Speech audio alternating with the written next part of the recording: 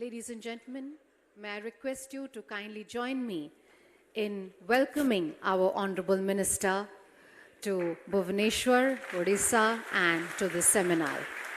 Dr. Subhash Sarkar, Honorable Minister of State for Education, Government of India.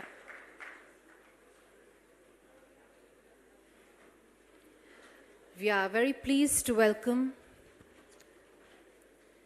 on stage our other esteemed dignitaries, Shri K. Sanjay Murthy, Secretary, Department of Higher Education, Ministry of Education, Shri Atul Kumar Tiwari, Secretary, Ministry of Skill Development and Entrepreneurship, Shri Sanjay Kumar, Secretary, Department of School Education and Literacy, Ministry of Education, Dr. Anil D. Sahasrabudhe, Chairman, National Educational Technological Forum, NETF, Dr. Nirmaljeet Singh Kalsi, Chairperson of the National Council for Vocational Education and Training, NCVT, and Professor T.G. Sitaram, Chairperson of the All India Council for Technical Education. May I also extend a very warm and hearty welcome to all our distinguished G20 delegates present here with us, distinguished government officials, and also our dear students to this seminar. We will firstly commence with the lamp lighting. May I request Honorable Minister to kindly light the ceremonial lamp, and requesting our esteemed dignitaries on the dais to also join in.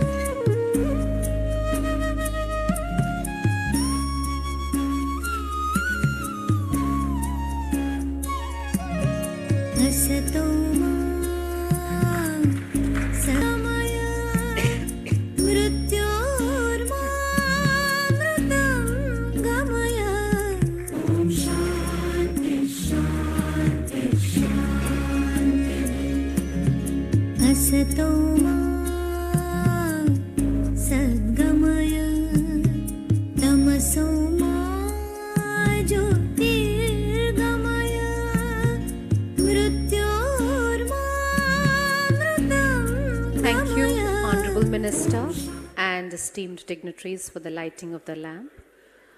We will now welcome our Honorable Minister and our esteemed dignitaries on the dais with a small token of our appreciation. May I please request Shri K. Sanjay Murthy ji to kindly welcome our Honorable Minister, Dr. Subhash Sarkar ji.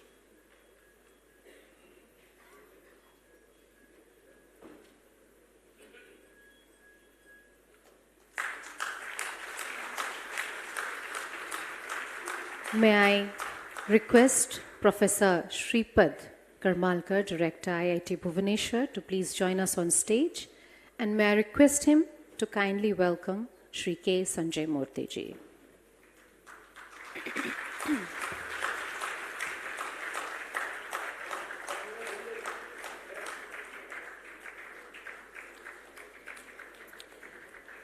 May I invite Shri Narahar Shastri, Director, IIMT, to please come on stage and welcome Shri Sanjay Kumar ji.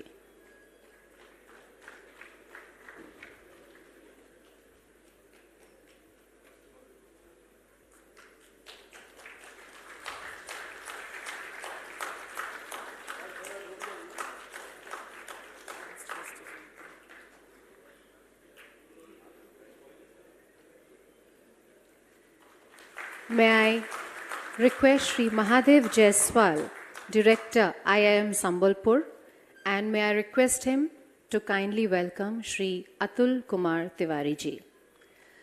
Ladies and gentlemen, a small word about these beautiful uttariyas that are being presented to our dignitaries. These are known as the Kotpad uttariyas. They are woven by the tribals of the Koraput region of Odisha, made with natural dyes. May I now invite Ms. Neeta Prasad, Joint Secretary in the Ministry of Education, to kindly join us on stage, and request her to kindly welcome Dr. Anil D. Sahasrabudhe.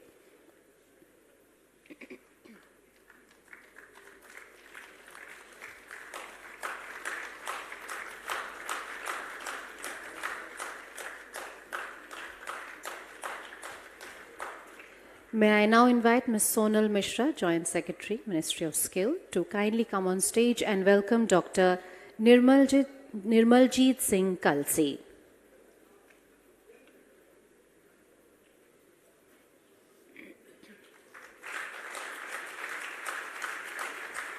Thank you. Ladies and gentlemen, countries around the world are faced with economic, social, technological, and political evolutions that are rapidly shaping the future of work.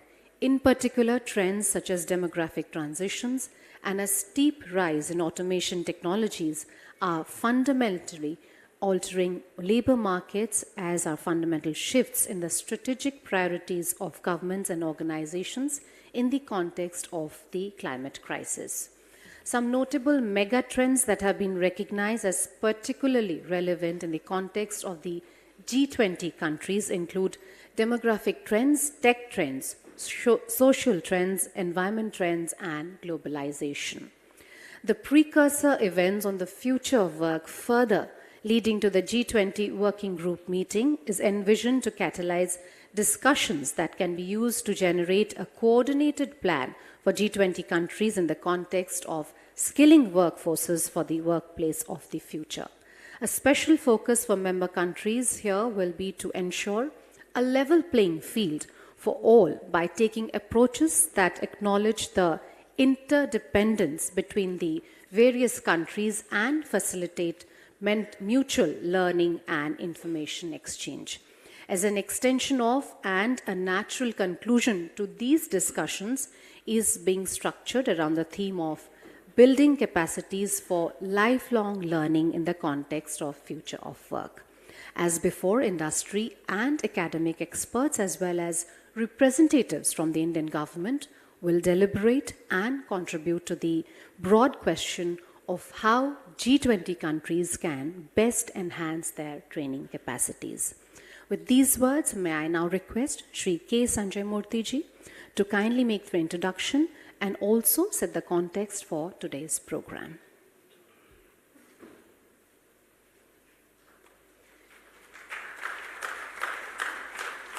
Good morning, everyone. Honorable Minister of State, Dr. Subhash Sarkar for Ministry of Education, my colleagues in the Ministry of Education and Skill Ministry, Sanjay Kumar ji and Atul Kumar, Dr. Nirmaljeet Kalsi, Chairman NCVT, and Dr. Anil Sahasbuddhe ji, Chairman NETF, delegates, members of the IIMT, students, faculty, and all the other participants. A very warm welcome to all of you to the beautiful city of Bhubaneswar. Like we have done in the past, both at Chennai as well as at Amritsar, we are proceeding the working group deliberations with the topic of the theme for that session. After having done EdTech enabled learning in Madras, we have done research and richer collaboration in Amritsar. We are now focusing on future of work. We in the ministry have been trying to deliberate on this topic in great detail, and since the 23rd of this month, we have had separate conferences focusing on different aspects of the subject. So we've had detailed deliberations on the logistics sector, we've had bilateral discussions on future of work. So there has been a lot of deliberations around this theme to understand how do we anticipate the future of work, how do our academic institutions and other stakeholders regulate or improve upon themselves to ensure that our students get the right skills to ensure that industry gets the workforce that they require. Now towards this end, we've got all the regulators also sharing their experiences today. We've got the industry also to show what type of pathways that they look for to ensure that we meet those requirements. And I'm sure that the deliberations today will be fruitful for us to engage in our deliberations tomorrow and day after in the working group. Without taking further time, I would like to wish you all a a good stay at Bhubaneswar, and hope you have a meaningful discussion here today and in the next 2 days at Bhubaneswar, and wishing you all the best for it. Thank you so much.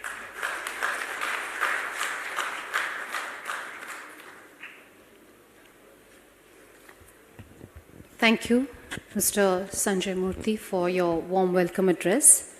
May I now invite Dr. Nirmaljeet Singh Kalsi, Chairperson of the National Council for Vocational Education and Training, and request him to kindly make the presentation on building capacities for lifelong learning in G20 countries based on the inputs from G20 and the invited countries.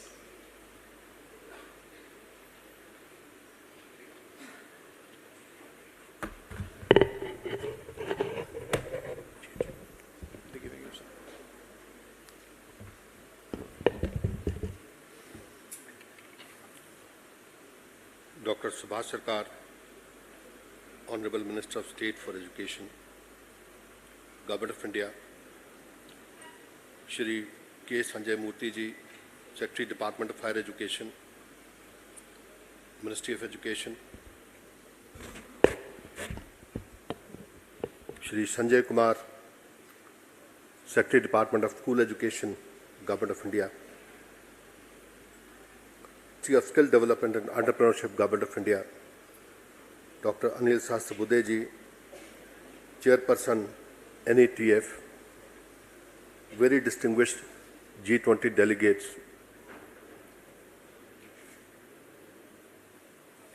all the ladies and gentlemen present here. Very warm good morning to all of you. I would be discussing building capacities for lifelong learning in G20 countries in the context of future of work.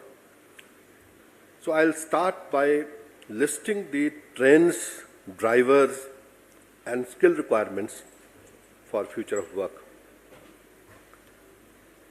I am starting with Frost and Sullivan report, which is giving me the trends 2030, which are converging to transform future of work in next 8 to 10 years. These are 13 trends, and all 13 trends have sub-components. First most important trend is connectivity and convergence. It has roadmap to 5G, space connectivity 2.0, data monetization, edge computing, digital reality, cyber security, services 2.0 comprises of machine learning and deep learning, future of computing, intelligent digital assistants, robotic workers, future of devices, and future of social media. Then you have bricks and clicks, where you talk about future of physical stores, enhanced in-store experience, online retail, ambient commerce, personalization, and smart retail. Then you have smart is the new green, so smart products, smart cities, so everything smart. And now you are going a step further. Then social trends are extremely important. Aging population, Generation Y and Millennials, Generation Z, women as customers, rising middle class, neo-nationalism, future role of governments. Then you have new business models, all kinds of business models, right from data as a service, that is, call it data monetization, crowdsourcing, co-creation, circular economy, personalization and customization, value for money, sharing economy, servicization, freemium model, so on and so forth. Then health and wellness is another very, very important sector which is fundamentally changing the way we are working, especially the digital healthcare, the cell therapy, the precision medicine, and the business models which are evolving. Then you have innovating to zero, economic trends. Now, innovating to zero, you have zero waste, zero energy, zero carbon neutral cities, zero crime, zero email, so on and so forth. There are very important economic trends. So next economic game changer, now future of BRICS, China and India, they are coming up as global economic powers. Then Africa as a continent, future trade dynamics, and environmental urgency. Now, these are economic trends which would be guiding future of work. urbanization, city as a customer, mega corridors, mega cities, mega regions, mega slums. Then you have future of infrastructure development, construction autonomy, sustainable materials, prefabrication and modularization, high-speed transit, advanced water solutions, future of smart infrastructure, mega projects. You have future of energy, then you have future of mobility. Mobility is extremely important. Micro-mobility, ride-hailing, car-sharing, ride-sharing, integrated mobility, connected cars, dynamic EV charging, electric vehicles infrastructure, then future of freight deliverables, autonomous cars and flying cars ultimately. By 2030, you are expecting these. Now, if I look at some of the past factors which are impacting future of work in the last 4 or 5 years, especially before pandemic. So there are underlying drivers which could be divided into connectivity, machine capabilities, demographies, and social expectations. Then there are economic structures which are impacting future of work, modularization, as I said, globalization, productivity, and value propositions. Then workforce displacement is another trend, remote work, work management, crowdsourcing, work replacement. Then you have emerging landscapes, the economy of individuals, polarization of work, high performance organization, and education and skills. Now, education skills is again very important, which is changing the future of work. Then there are black swan events, these events which are short-term crises, but they create long-term opportunities. COVID was one of such crises which really impacted the future of work. And whenever we face a crisis, the human race, in trying to find a solution to that problem, always comes up with new ideas. And that is every black swan event has brought in future of work as well. Now, the employees are evolving in the context of future of work. Now, we had past set of employees, present set of employees, and now future. Now, future is anytime work, work anywhere, use any device. You are focused on outputs. You create your own ladder, and then you customize, you work on customized work rather than predefined work. You share information rather than hoarding information. You can become a leader in any form. You rely on collaboration technologies, focused on adaptive learning, and democratize learning and teaching. Now, that's a very, very important concept, democratization of learning and teaching, which has really impacted the future of work.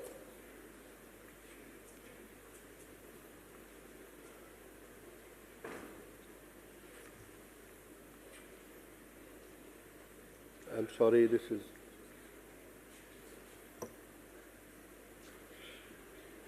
Okay.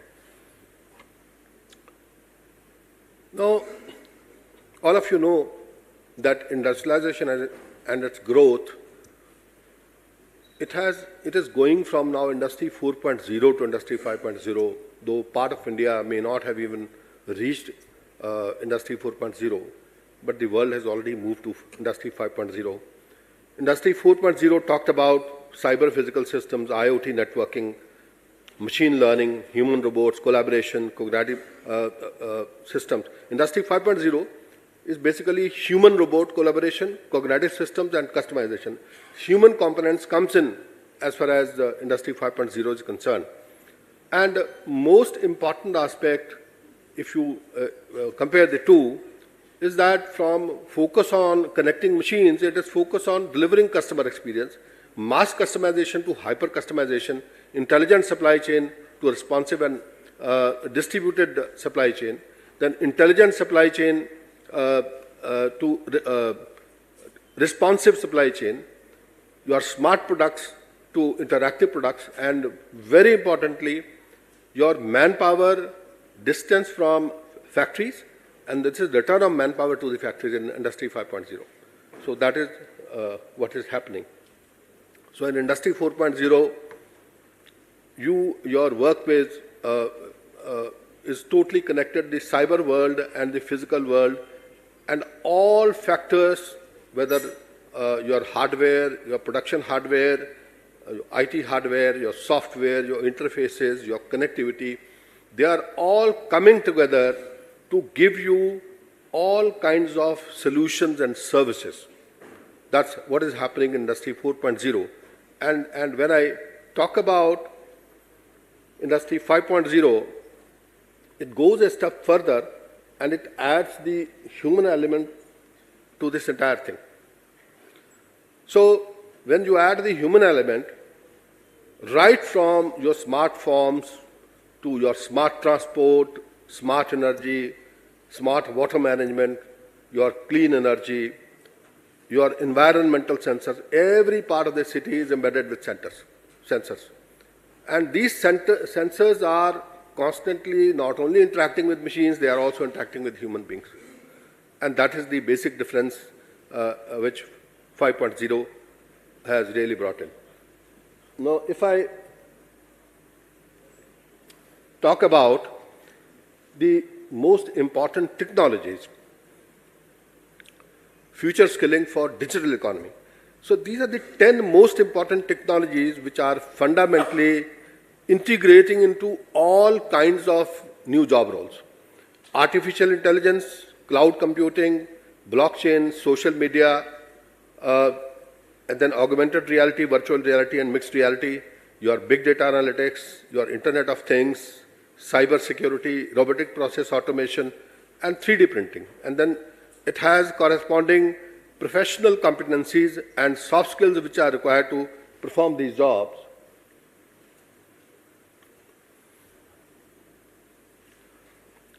Now, Industry 4.0 and 5.0, it has some sub-areas.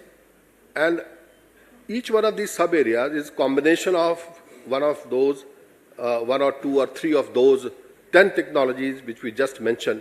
So we have started working on this. We have started the integration of these technologies into various sectors of economy. The indicative sectors are indicated here.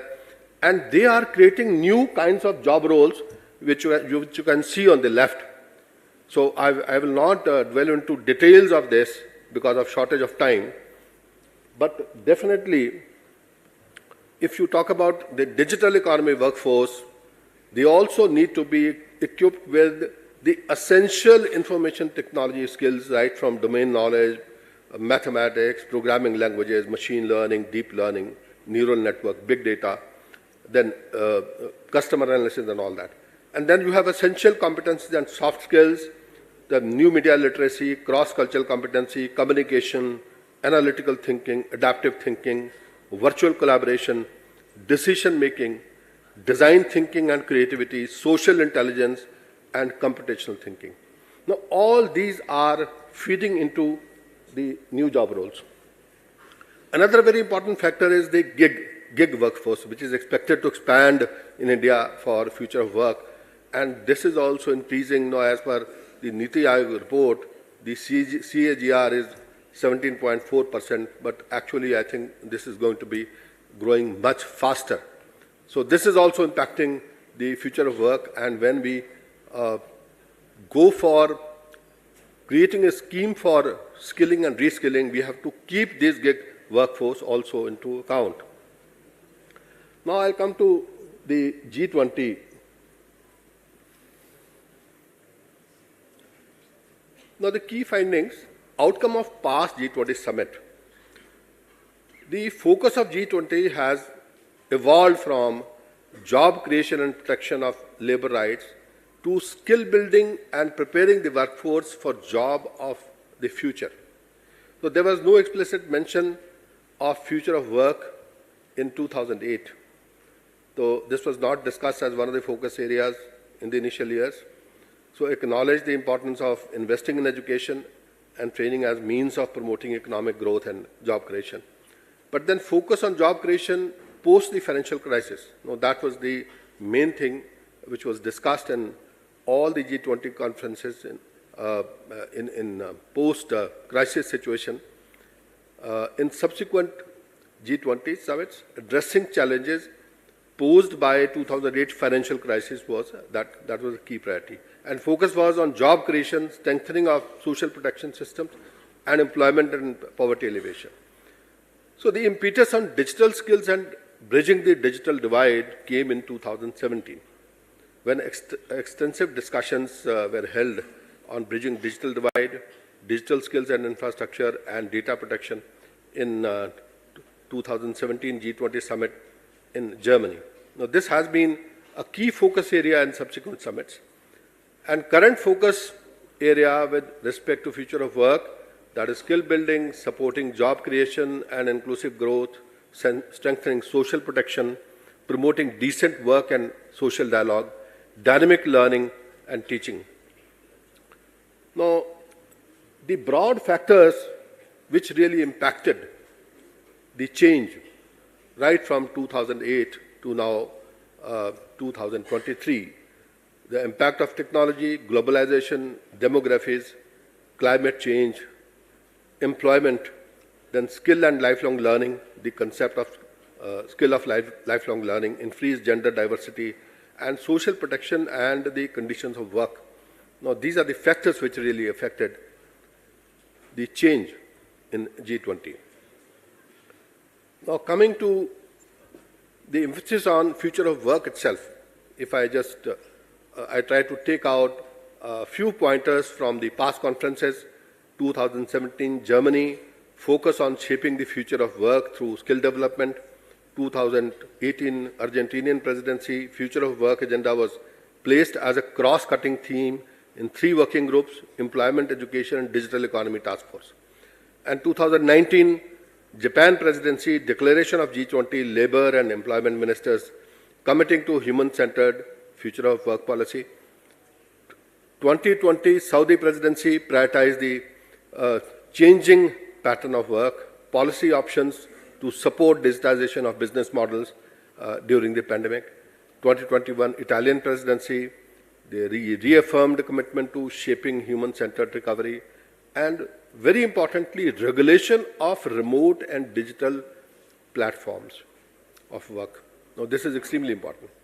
2022 Indonesia presidency, institutional and policy changes in education and skilling ecosystem for driving future of work, and high quality and adaptive education towards digital transformation. Now, when I talk about lifelong learning, I try to call out some of the initiatives by some countries. UK, they have T-level, which are world-class qualifications with design drawn from best practices internationally, including the course structures, employer-led design, and industry placement component. Then these T-levels have been developed with over 250 employers to ensure that meet the need of the industry and close the skill gaps. In Germany, the federal government and the federal states have set themselves the objective of achieving 50% participation of the working age population in continuing education and training by the year 2025.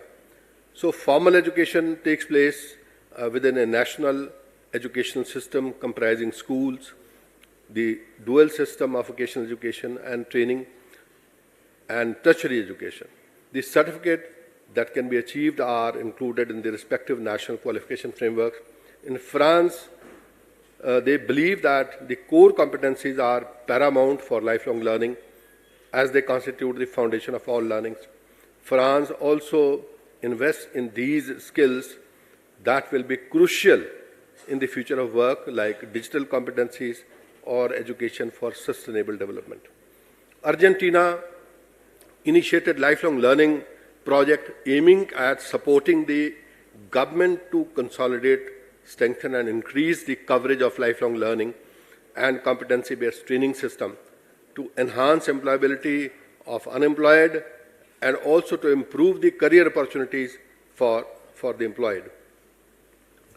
Now, in Australia, development of an entry year strategy to integrate fundamental skills right from early years to the adult life, the National STEM Education Resource Toolkit for holistic development of learner and lifelong learning. In Brazil, a number of units have been, COEs have been established in skilling across Brazil.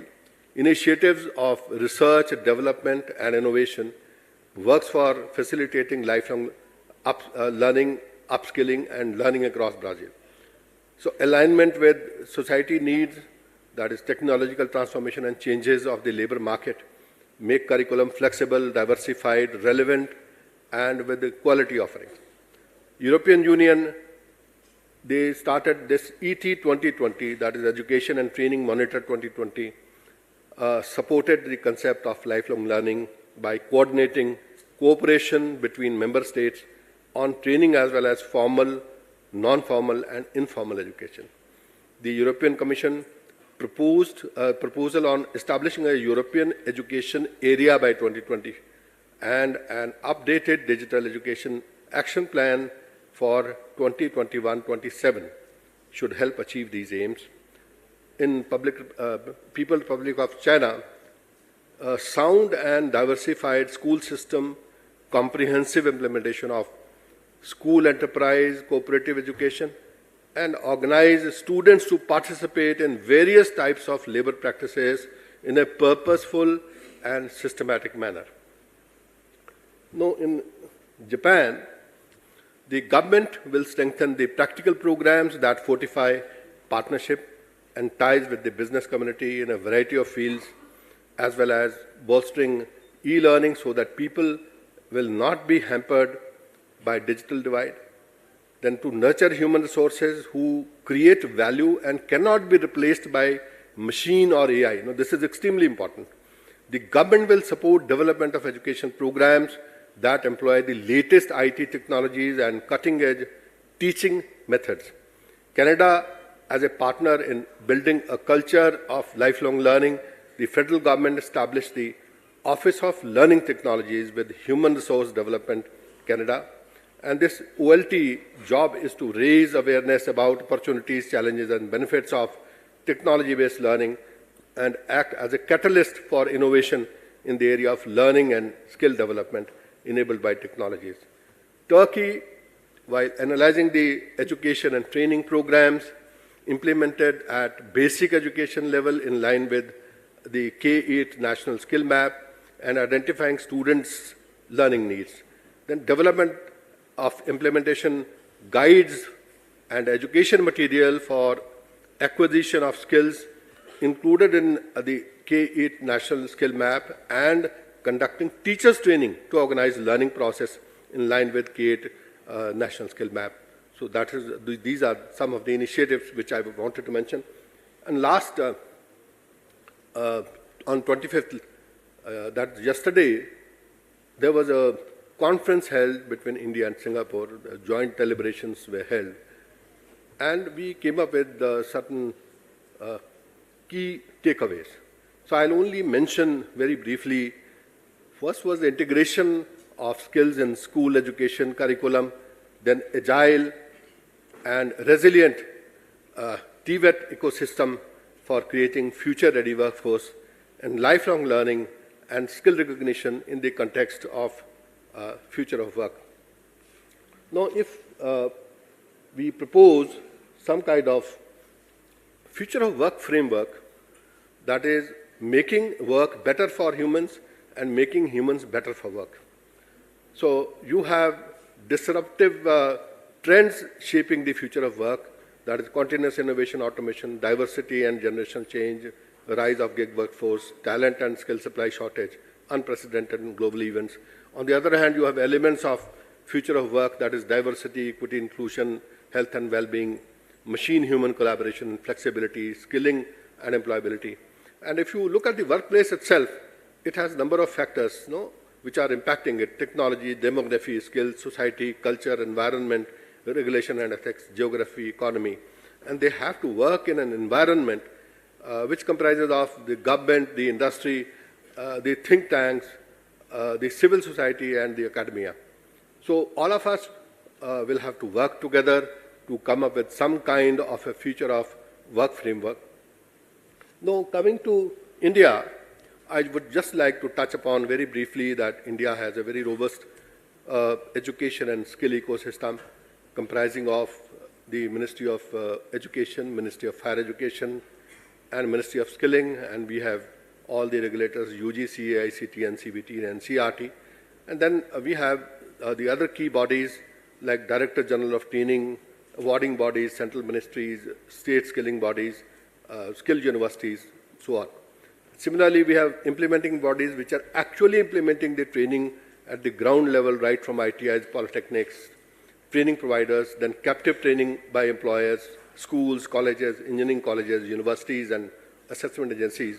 Right now, more than 300 million people would need to be skilled in India in next 2 to 3 years. Now, ultimately, now all these people are there in the pipeline, whether in education or in higher education or in skilling.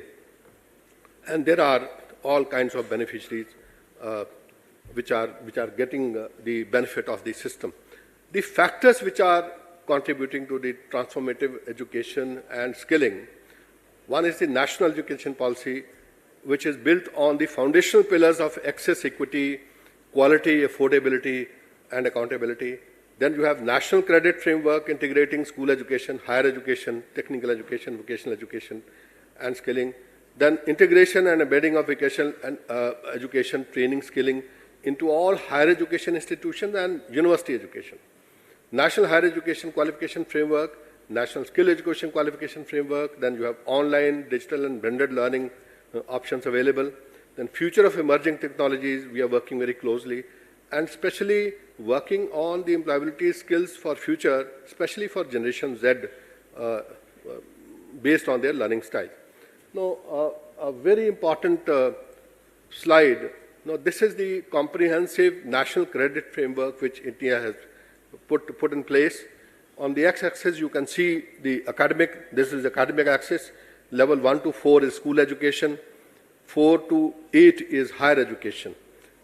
And then, if you look at the y-axis, that is the skill axis, you have NSQF aligned skill qualification right from level 1 to level 8. And on the z-axis, you can see the experiential learning, that is proficiency axis. And if you take the credits from all 3 dimensions, you can add them, and you can create what is the NCRF credit level. So that's how it works.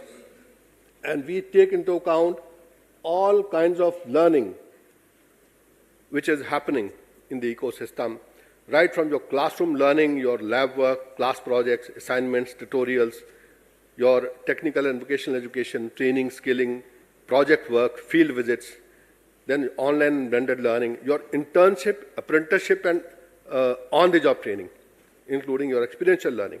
Then your examination, your class test, assessments, all those are also included. Sports and games, for example, some national achievers are there.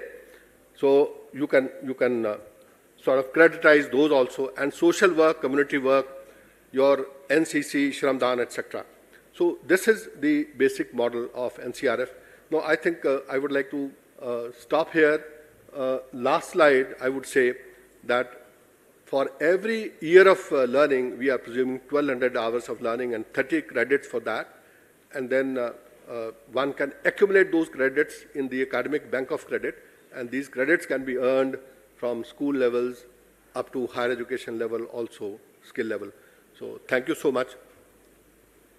This was all about future of work I wanted to.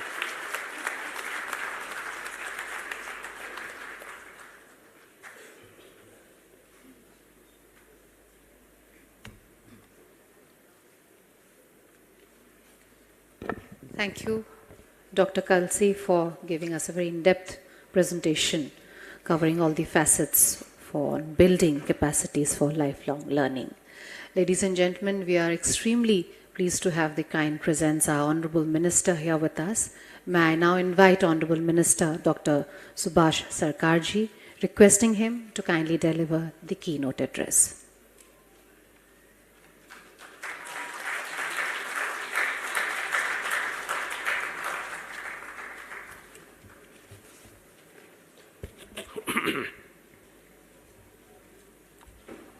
Good morning. I would like to utter the good morning from different countries, and at the same time I will request others to give a clarion clap during that. From Korea, J.M. Ashimio. For the China, Zhao Shanghao. For Brazil, Wangio. For Italy, Buongiorno. For France, Bonjour. For Argentina, Buenos Dias. For German, Guten Morgen. And from India, Shubh Prabhatam.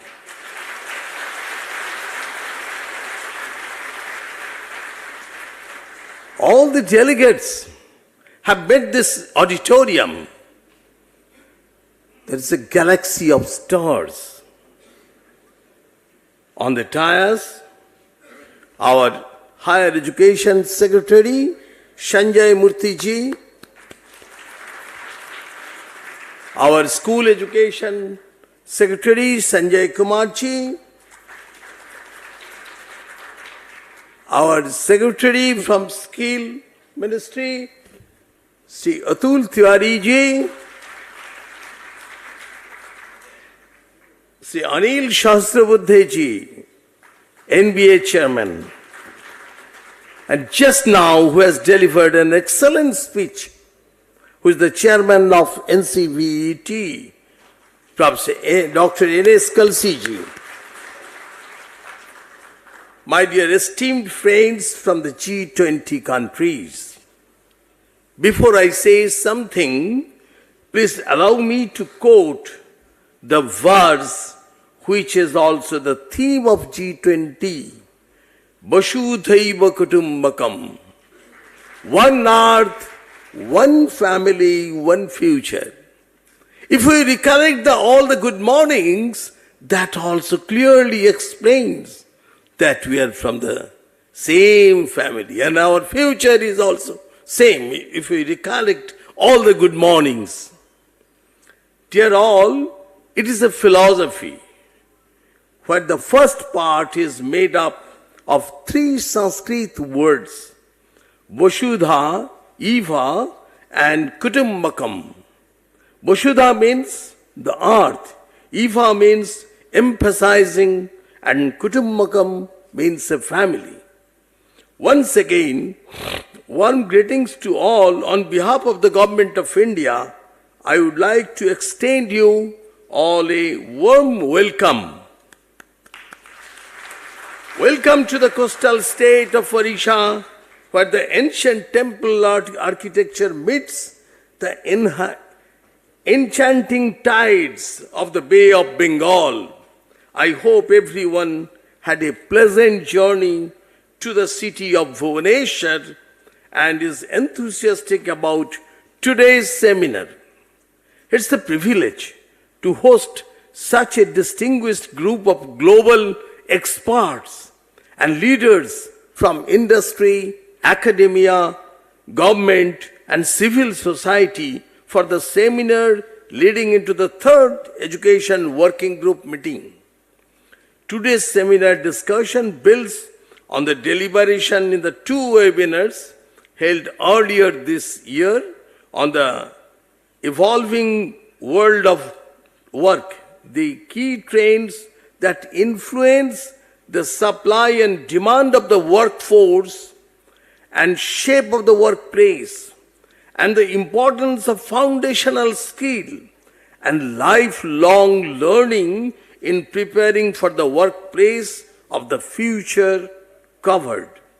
It goes a step ahead to distill the outcomes on strategies and measures to strengthen human and institutional capacity for the delivery of future skills for a future-ready workforce through upskilling, reskilling, and lifelong learning, while ensuring inclusivity and removing barriers to learning.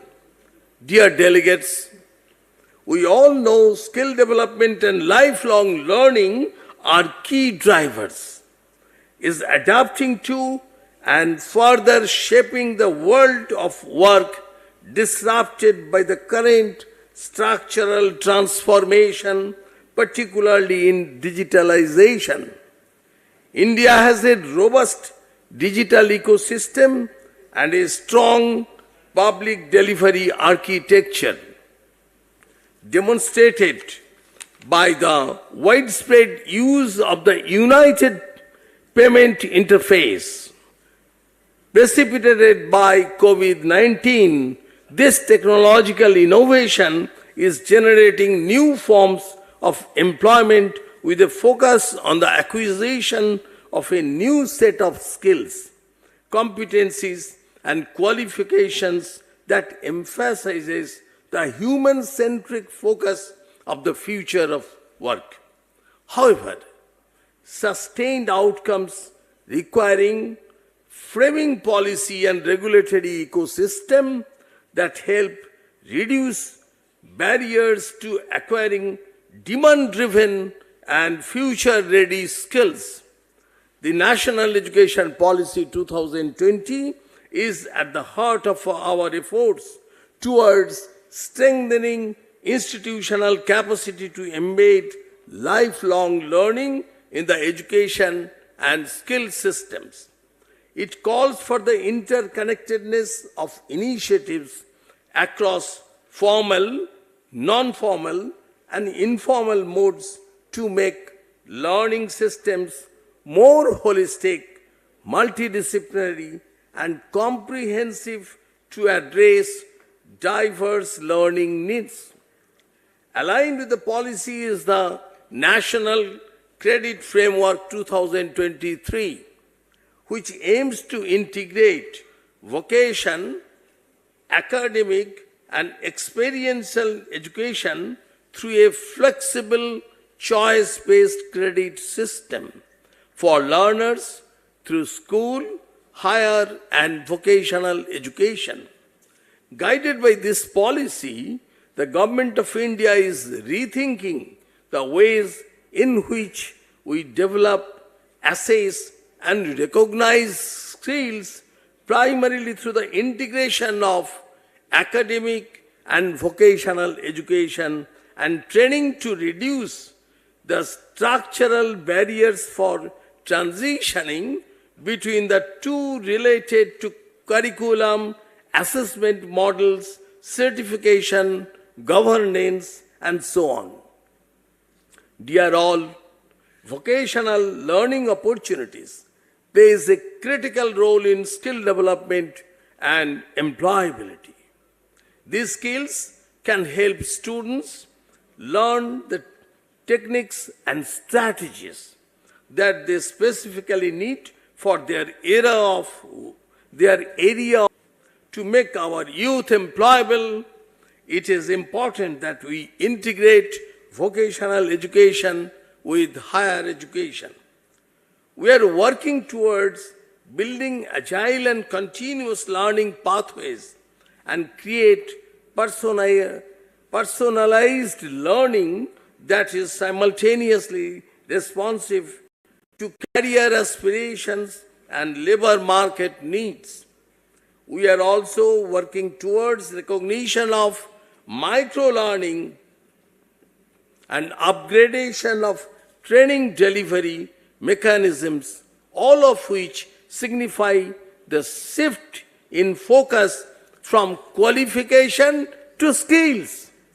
For strengthening systemic capacity for the future skills framework, we are creating portable lifelong credential that students can acquire from multiple sources, facilitated by National Digital University by leveraging learning experience with great flexibility to students in the way of accumulation of credits through the academic bank of credits and online storehouse or repository of academic training data that allows student mobility among higher education institutions through a formal process of credit recognition, accumulation, transfer, and redemption.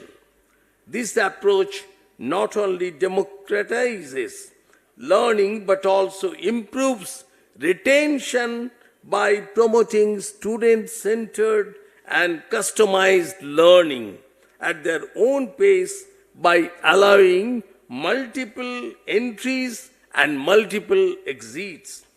To enhance skill training, we are promoting innovative partnership between educational and TVET institutions and industries also through on-the-job training and apprenticeship. Learner competencies are emphasized, focusing on practical knowledge and real-life situations through centralized internship portals such as AICTE's National Internship Portal and TULIP. The COVID-19 pandemic ushered innovative digital reforms to traditional learning methods. We are taking this forward and building on these to make education more accessible to remote areas.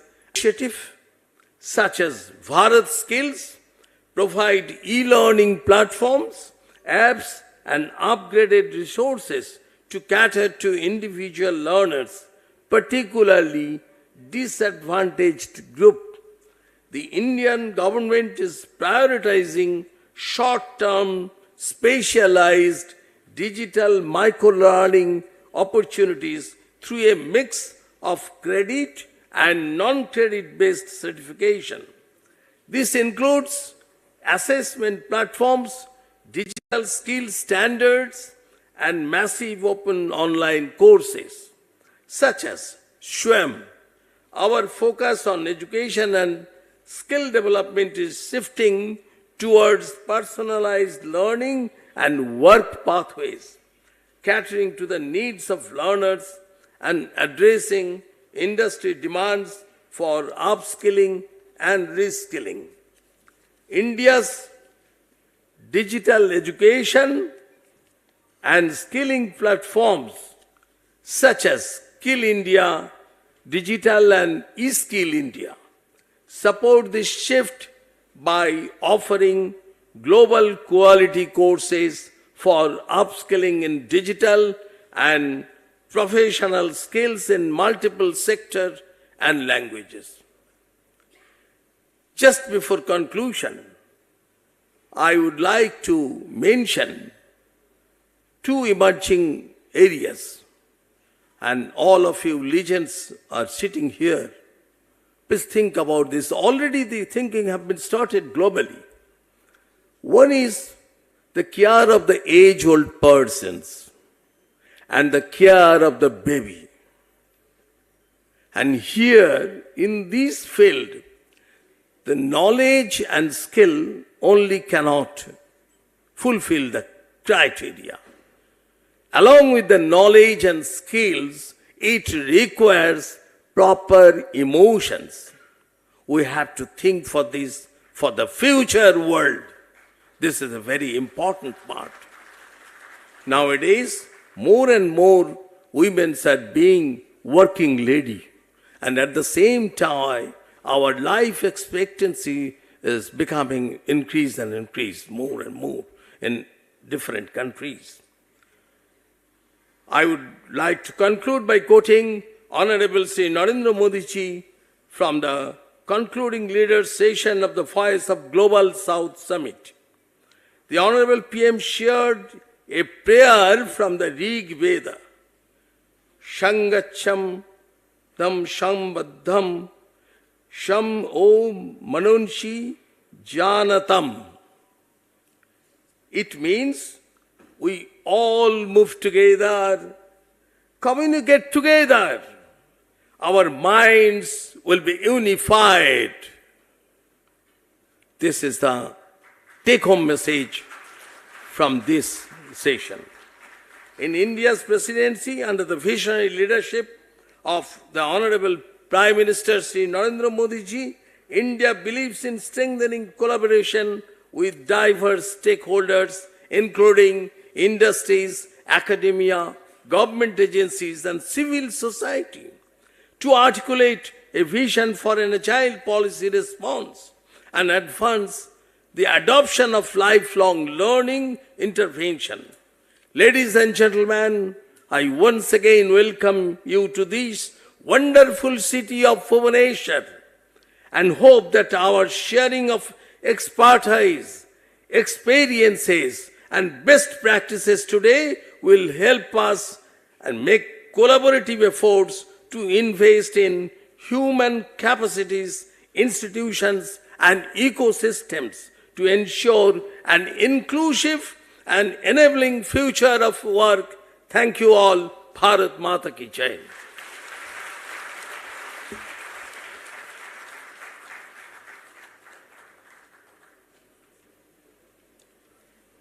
Thank you, Honorable Minister.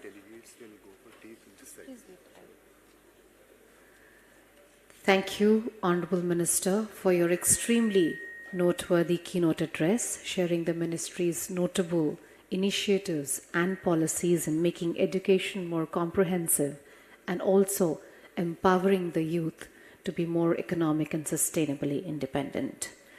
May I please request Shri Sanjay Murthy ji to kindly present a memento to our Honorable Minister, a small token of our appreciation.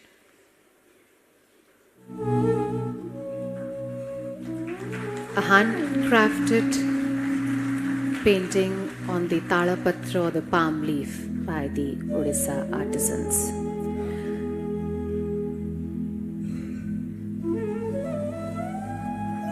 Thank you. We will now have a short tea and coffee break. May I request our esteemed delegates on the first 5 rows to kindly exit onto my left. Rest I will request to remain for 2 or 3 minutes and then exit onto my right. Once again, if I may request the first 5 rows, delegates on the first 5 rows to kindly exit onto my left, and the rest, if I may request you to please remain with us for a couple of minutes and exit onto my right. We will have a short tea and coffee break, requesting you to kindly join us back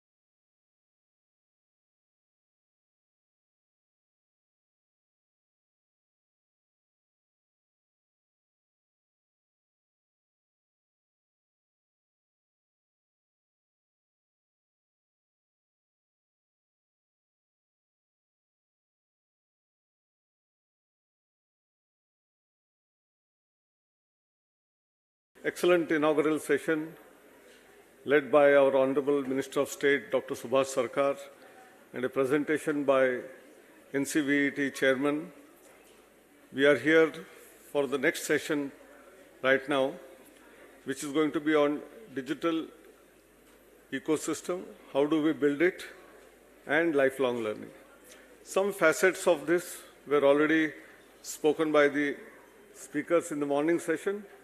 I'm going to continue with them and see how this ecosystem is required to be built, what are its components, and how India has done in terms of building this digital ecosystem in different facets. I'm going to present as a case study of India so that we learn from each other and go forward. We have this particular concept of what we call lifelong learning. We often say that this word is being often used these days, but nevertheless, learning has always been from the birth till the death.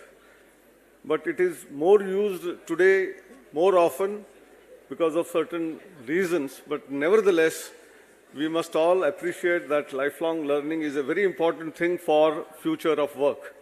The deliberations which we were doing in the morning and now, and also later followed by this, all have significance and connection with lifelong learning. Formal education, maybe in a school, college, university, will go on from the age of about 3, 4 till about age of 25. But informal education continues during this facet, be it in terms of art, culture, music, dance, sports, in every educational institution.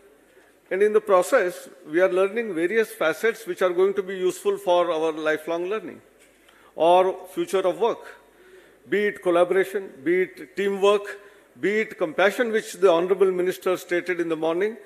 We learn that in an informal way rather than formal way in our education system during our education as well as post-education. But how do we empower is a very important thing. This informal education which continues need to be amalgamated into the curriculum as well as beyond the curriculum.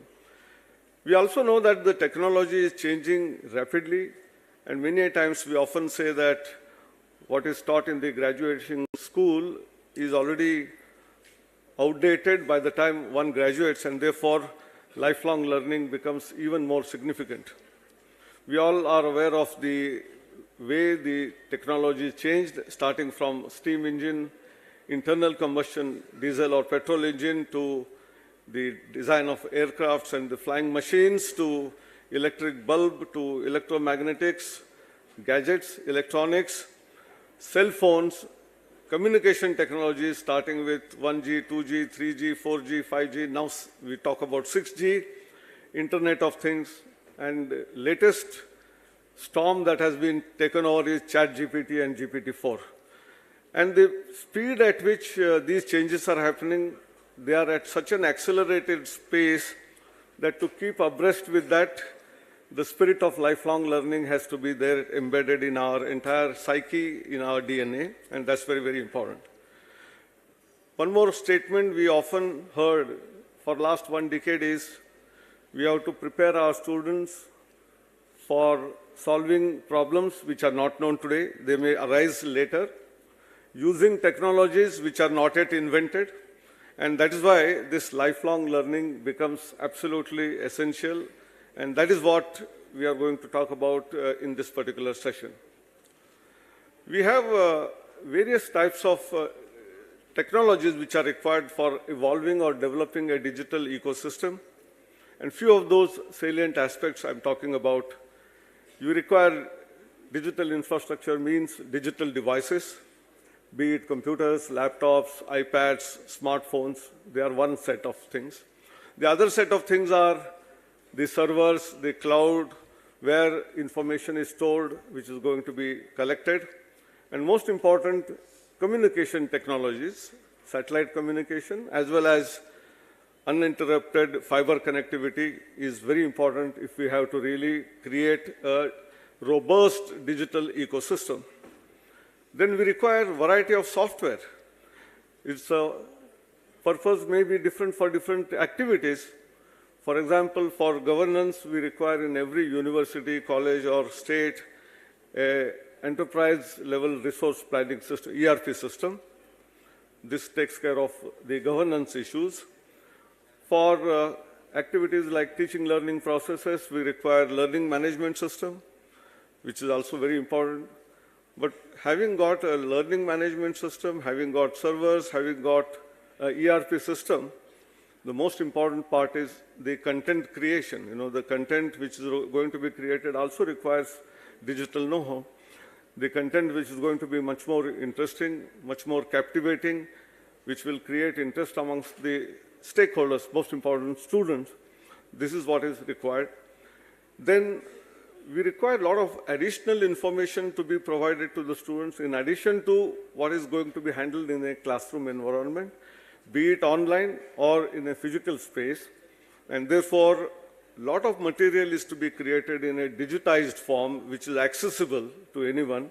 And therefore, digitization, knowledge depository, maybe systems like Wikipedia, and robust search engines which will give you information on the topic of your choice at a single stroke. Now, this is what is going to be very, very significant. We also have a new era in the beginning of the 21st century when the internet developed faster and faster, speeds increased. We have massive online open courses came in. The initial starting was, in fact, 2008, but the robust MOOC systems which came in were in the year of 2011, when large number of students across the globe started taking courses on the MOOC platforms like MIT's edX or Coursera and many others which came into existence. So we have a MOOC as one more area for digital ecosystem. Then there are a variety of digital apps, be it on iOS or be it on Android.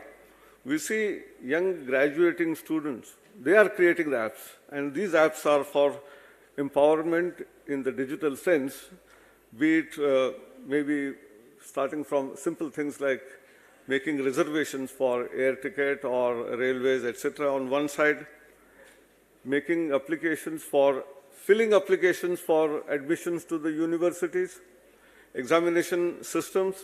After the results are announced, there are counseling systems, there are apps for doing counseling where students will have a choice of filling which areas he wants to undertake. We also have various applications for learning by the students through edutech startups. We have applications for healthcare products, agriculture, transportation, logistics, and you name it, there are lots of apps which have come in. And all of these digital apps become part and parcel of the digital ecosystem. We have new ways of teaching learning processes which are required to be inculcated in our right from school education to higher education. And we talk about a sector called AVGC, audio, visual, gaming, and comics. The young students from the school age, they like comics. And how you make study of physics or mathematics more exciting through the use of comics is very, very important. And making use of this AVGC, we will be in a position to create interesting content for our children to learn languages. Our Honorable Minister in the earlier session gave good morning messages in all the languages. How children can just learn all of those and then start, whenever they go and visit some people from other nationality, they will be able to greet and talk to them in that language. You know, this is a very important, empowering thing which is very, very significant. I'm thinking of other areas like augmented reality, virtual reality, extended reality, metaverse. These are all possibilities of the entire digital ecosystem which can really take care of our students in terms of their better learning outcomes. We had all of these technologies in a way available from the late 20th century, the last 1 or 2 decades, some of them. But most important, most of these technologies became more vibrant, more useful, more available in the beginning of the 21st century. Maybe 2010, 2015, we were all grappling with that. And then there was a pandemic. And although we were using those technologies somewhere here and there, entire world was forced to adopt to the digital technologies in order to continue education. And India was no different from any other part of the world. And some of the countries had delayed sessions, but nevertheless, education continued in the last 2.5 years when there was pandemic. So having learned lessons that through digital means, through online mode, education can be imparted, maybe not as effectively as that of a physical space, but nevertheless, it does serve the purpose. And in fact, there were some added and very clear advantages in the digital platform or the online platform which did not exist in a physical classroom environment. For example, a student in a very remote area in any country of the world does not have access to the best faculty of the world in that location in a physical space. But nevertheless, that student from a remote place in Africa or in Arunachal Pradesh in India or anywhere else has an access to the best professors of the world in terms of what we often call as anytime learning, anywhere learning, any device learning, and from any best professor learning. This is all possible, and this we learned, and therefore, post-pandemic, how do we integrate all of this in our systems, be it in the form of flipped classroom or any variant of that is what is going to be possible, and that's why our digital ecosystem is required to be created in a very robust fashion. And there are multiple use cases as well. Well, we may have all the digital ecosystem in place, but still usage may be limited or much less in many countries of the world because of lack of awareness. And therefore, making it visible, which are the best courses available in the world, who are the best professors available in that particular domain of knowledge where a student is interested. To create this visibility is also very important, and therefore, to make it effective utilization, this is one very important parameter. We have admission tests. A student can write admission test of a best university by sitting at his hometown rather than struggling to go to a city and then write the examination. We have robust ERP systems which will take care of good governance. I have already talked about course content creation, delivery systems. Then there are also issues like a student who is not able to afford the education. There are lots of fee waiver schemes or scholarship schemes. Through a digital means, a student will be in a position to become aware of it and then apply and then earn that, and thereby education of a person who is otherwise not possible to go to a city and take education is also possible. Career counseling, examination system, which is also possibly online examination, is what is required to be done in a digital platform, digital ecosystem. And then we also talked in the morning about the future of work. And since the technologies are changing, the nature of work is changing, there are 13 different areas which were reflected in the morning, but there are hundreds of them. Each one of them, they are possible that earlier workforce may be displaced and a new workforce has to come in the future of work. And that's why it is skilling for the right skills at that point in time.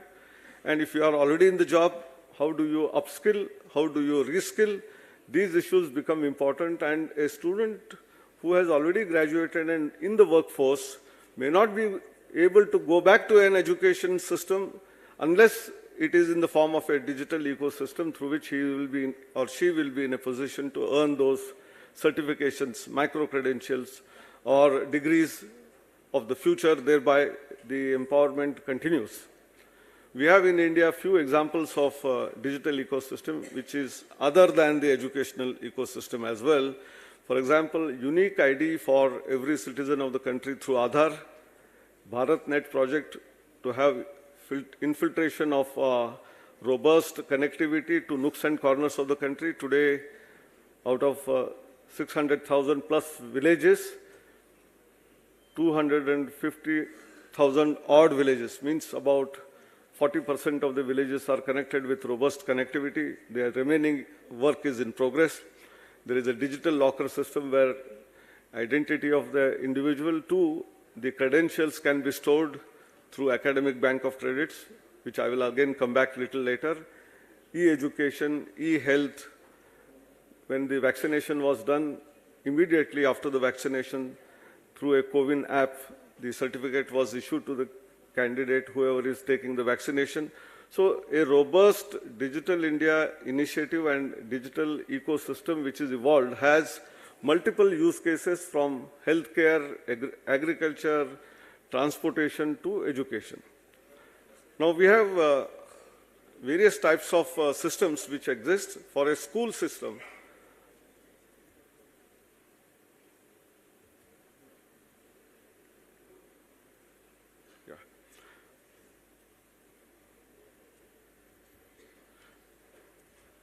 Yes, for a school system, we have digital smart classrooms in most of the schools wherever possible. Not all classes, but certainly that is an area which has to be addressed. Digital infrastructure for knowledge sharing, a platform called Diksha, which has been developed in school education sector, which is very important, where more than about 600 million students are taking various types of courses. We have a very robust system for teacher education. There is an architecture which is developed called National Digital Education Architecture, through which there is a in and out of how education can be imparted. The basic philosophy structure is developed. India 2 architecture, which also promotes education in digital ecosystems, that has been developed.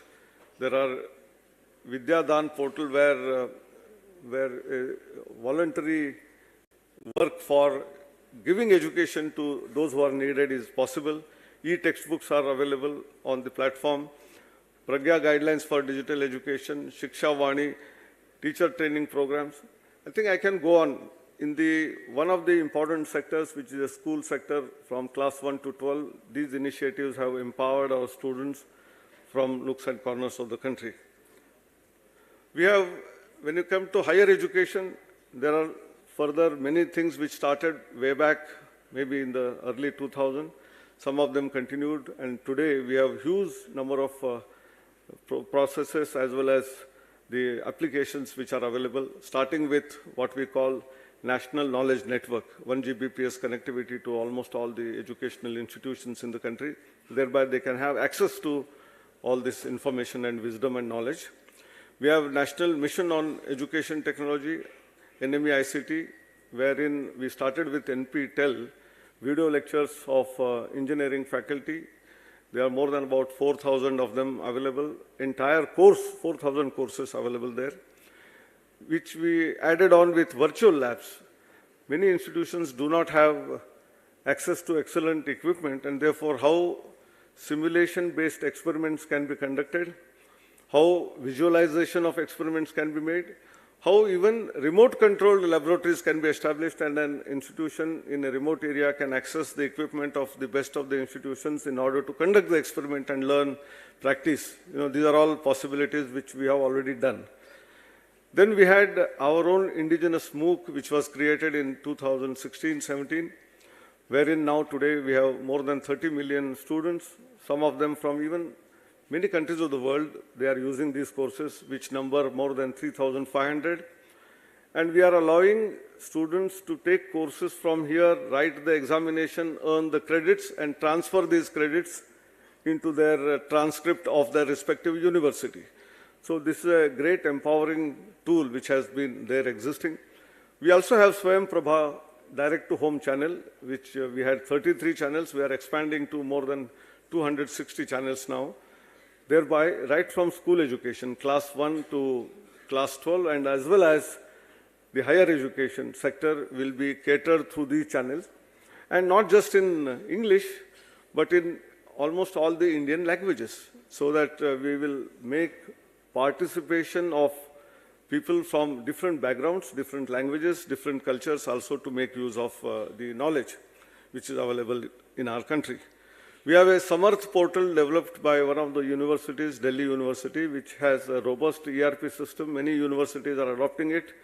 It is tweaked depending on the requirement of that university. This is another very important area which has been addressed.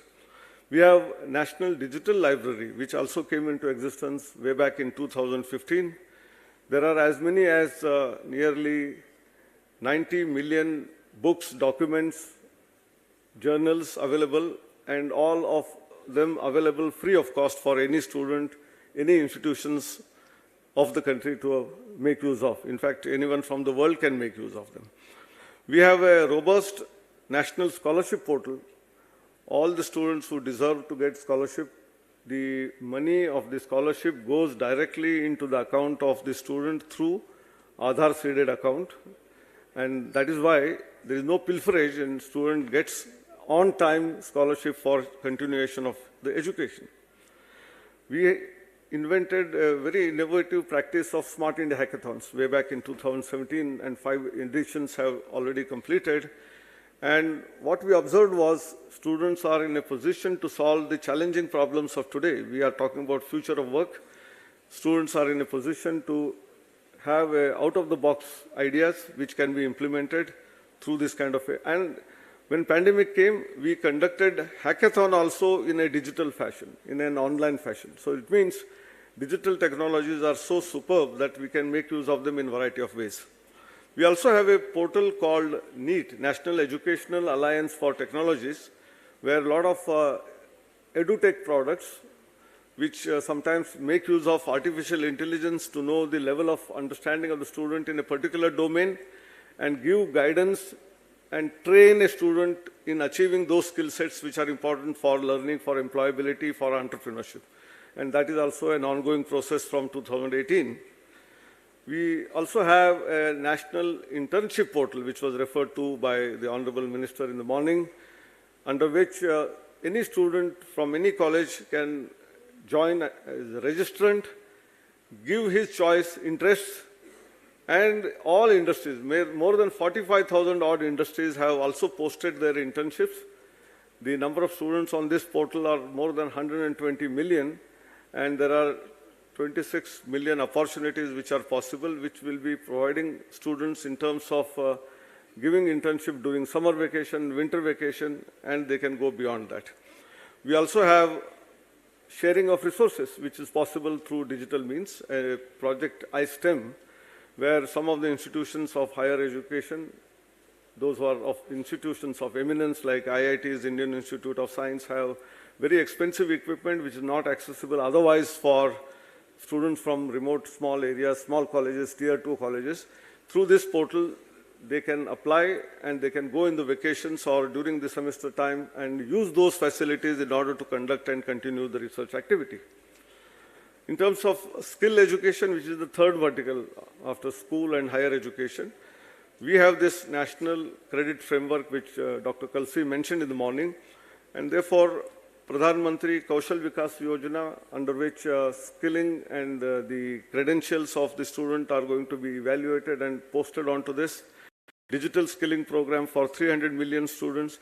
When I'm talking about some of the numbers, probably they will be amazing for some countries because their population of the whole country may not be as much as what we are talking about empowering such number of students. National Educational Alliance for Technology, the apprenticeship scheme, both after graduation and degree embedded program for education, that is also in place. National Credit Framework has excellent flexibility in order to get credits, change from one domain to the other domain. And this is going to be more empowering because many a time student does not know what is the interest of the student, what is the aptitude of the student. After getting into a program, they realize that their interest lies somewhere else and how these credits can be taken forward in another domain. And that's why there is an academic depository called National Academic Depository and Academic Bank of Credits, where all these credits are accumulated and made use of in the future, like in the bank account. We have very important thing is education in mother tongue. India with 22 constitutionally statutory recognized languages and thousands of other languages which are spoken languages. Some of them have script, some of them do not. But how do we provide this education to students? So we have developed artificial intelligence based translation tool called Anuvadini, which will help in translating the content, which is good content in English, into all these languages so that students can learn in their own mother tongue. And this is so much empowering to increase the gross enrollment ratio, which is at present juncture at 27% to about 50% in short time. We cannot build universities and colleges infrastructure which is both expensive as well as time consuming, whereas through the digital ecosystem, we will be in a position to reach out to those unreached people, the last man who is in the remotest possible place through digital means, and then provide education in the mother tongue. Student induction program. Our minister had already talked about what we said, the system which we want to inculcate amongst our students. So student induction program, faculty induction program, values, these are all important. We also have a portal called Study in India so that any student from anywhere in the world will be in a position to have an informed choice about institutions, the programs of their interest. And then the most important project which we are now undertaking is the Education Ecosystem Registry. Registry of all students, registry of all faculty members, registry of all educational institutions, registry of all startup companies. Thereby, one can have exchange of credits between one institution to the other, and the student is unique, and because the unique ID, the credentials are going to be validated through the portal as digital signed certificates. So student is not required to carry a paper certificate anytime when one goes for interviews for higher education. They will be exchanged through APIs, and one system and the other system will have shake hand through API and then collect this information very smoothly, and this is a work in progress. We are also talking about online digital university so that in the future a student can take a course by sitting at home rather than going to a physical university, collect the credits from variety of universities which are all in the form of hub and spoke model. The hub is the digital university and all the spokes are various universities in the country. Student can collect the credits, accumulate them in the academic bank of credits, and then encash it as a degree of the particular choice. I think we are working on all of these issues. Some of these things are already in place, some are work in progress. And the most important part, which I would like to mention here, is about the last slide.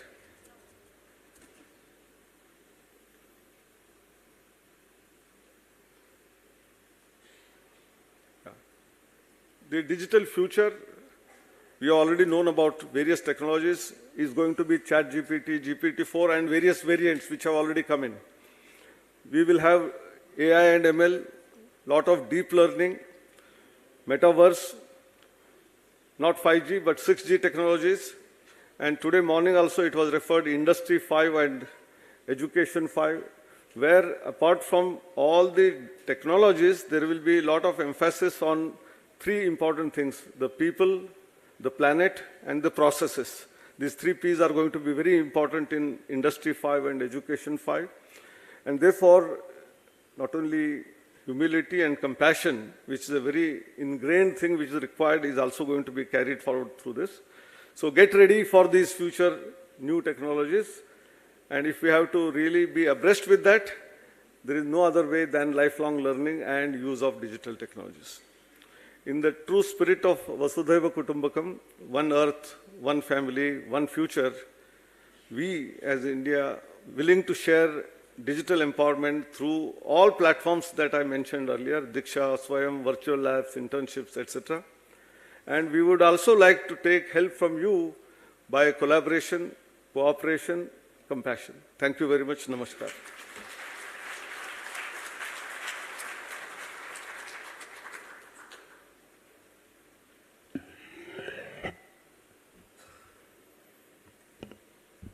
Thank you, Dr.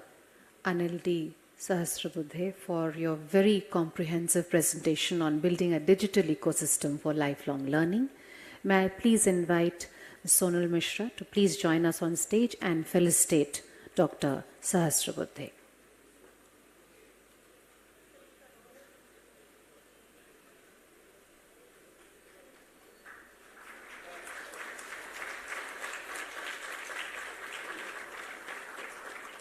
Thank you. With this, we will now move on to what is the first session of today. It is on the theme of building an agile response to the needs of labor markets and institutional capacity, building in context future of work, enabling high quality technical and vocational education. So without further ado, I would like to now invite on stage our session chair, Shri Atul Kumar Tiwari, Secretary, Ministry of Skill Development and Entrepreneurship. He will be chairing this session. And I'd like to now invite on stage our eminent speakers who are from different countries, representing various countries of G20. May I please invite Ms. Flavia Helena Saraiva Zares, civil servant from Brazil. May I request you to kindly join us. Ms. Lydia Barrocoso Rufo, head of VET International Relations from Spain. Dr. Faisal Mohammad Al-Ali, Director Graduate and Labour Market from the United Arab Emirates, and Sri Suresh H. Punjabi, Executive and Professional Development Unit from SCALE from Singapore.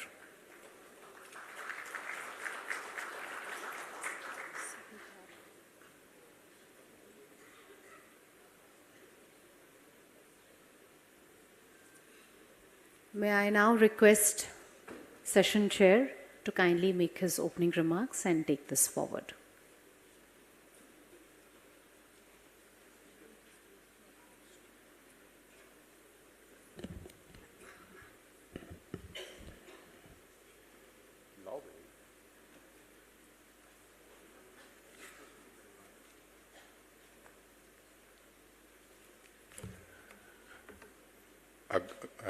Good morning to our esteemed delegates from the G20 countries, my esteemed colleagues in the government, and the esteemed delegates on the dais.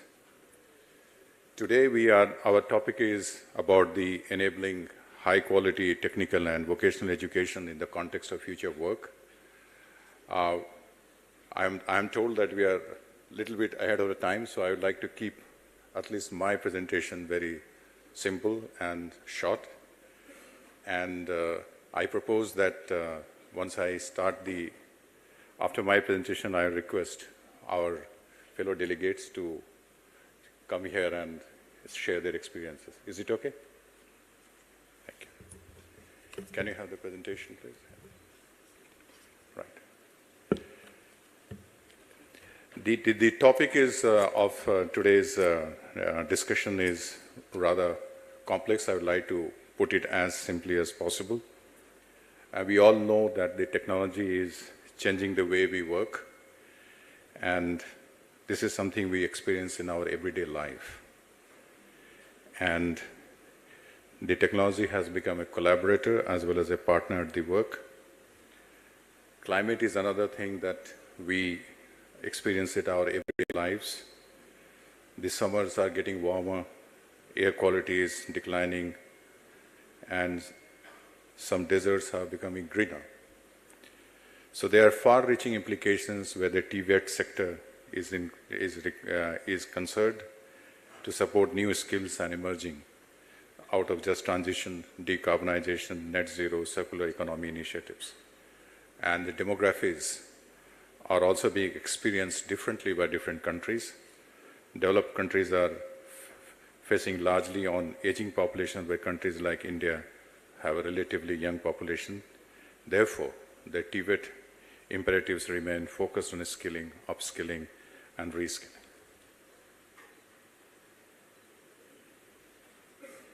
On this slide, we are trying to show that how the future with skills will place higher importance on higher cognitive, socio-emotional, and technological skills.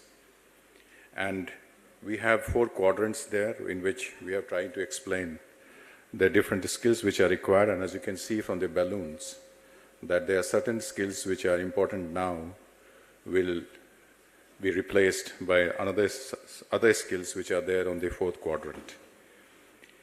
And the We also have certain skills which are ranked as less important today, but they are growing strongly in the future, like advanced data analysis, complex information processing, adaptability, as well as teaching and learning. The milieu for the TVET is also changing. If you can see on the left-hand side, that is how the Generation X, if you can call it. And you find that there was a linear education system, on the job for life, on the job learning, and the physical classrooms, which are changed to seamless switches between work and education, multiple jobs and greater changes and gigs, and multiple learning channels. The new imperatives for high-performing skills and TVET, as you can see, there are certain policy imperatives which are very, very important, and all the countries, the G20 countries, in their own varied ways are working for that. Or assessment or new age startups, all this require a right mix of policy prescriptions which are required which cover areas like interdisciplinary, flexible pathways, methodologies of skill anticipation, supporting reskilling, upskilling, and lifelong learning, leverage and develop standards for integration of technology in TVET, and ensuring that nobody is left behind due to the digital divide. In this slide, we are trying to say that how that the TVET system is needs to evolve. We have the skill obsolescence, and the half-life of technical skill is just 18 months now, and the half-life of the business skill is 2 to 5 years. In the lower side, we can also show the problems which we have in India. While we talk about lifelong learning, responsive TVET, and ecosystem enablers, we also find that there's a recent study by PwC. They found that there is a recognition in the people that they need to have their new skill sets. They require specialist training, and their 77 people are ready to learn new skills or completely retrain themselves. So there is a realization in the general population, and especially in TVET, that there is a need for reskill and upskill. In this slide, we are trying to show that how the skill anticipation is very important for future of works and skills. We need to know what is coming. We need to ensure that there is certain uniformity. We have to leverage the emerging technologies, and we need to have LMIS so that allow for urgent cross-sector comparisons, and we make our education skill system more agile and anticipates the future. In this slide, we are trying to show that the skill taxonomy, which we have been talking about, will be the currency of the labor market, and it requires a better skill anticipation.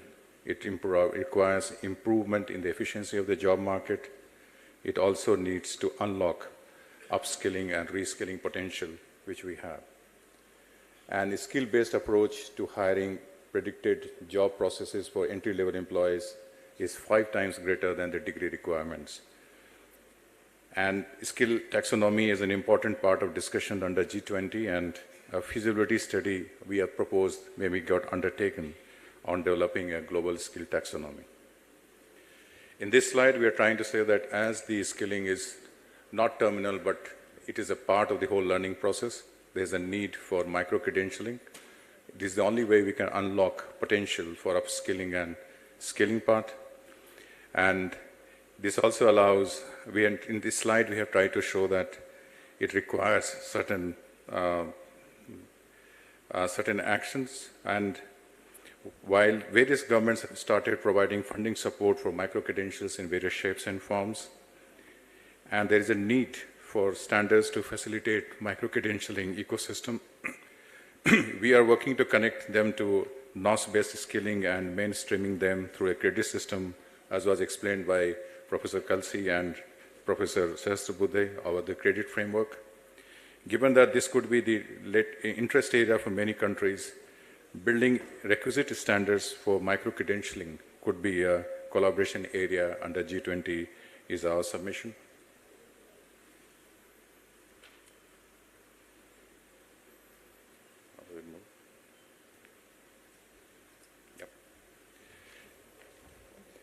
In this slide, we are saying that while we talk about the digital thing and lifelong learning, we have to take care of the inclusion part so that everyone participates and thrives in the digital economy. And we should not leave anyone behind. And the gender gaps on internet uses also needs our attention. In this slide, we are trying to show, as was explained in detail by Professor Sahasbudhe, that the interdisciplinary flexible pathways for multiple entry and exit would be a key element on making our TVET system agile and responsive. We have the national education policy, we have the national credit framework, and the curriculum framework also, wherein we are trying to integrate vocational education into mainline education. And this is the last slide in which we are trying to say that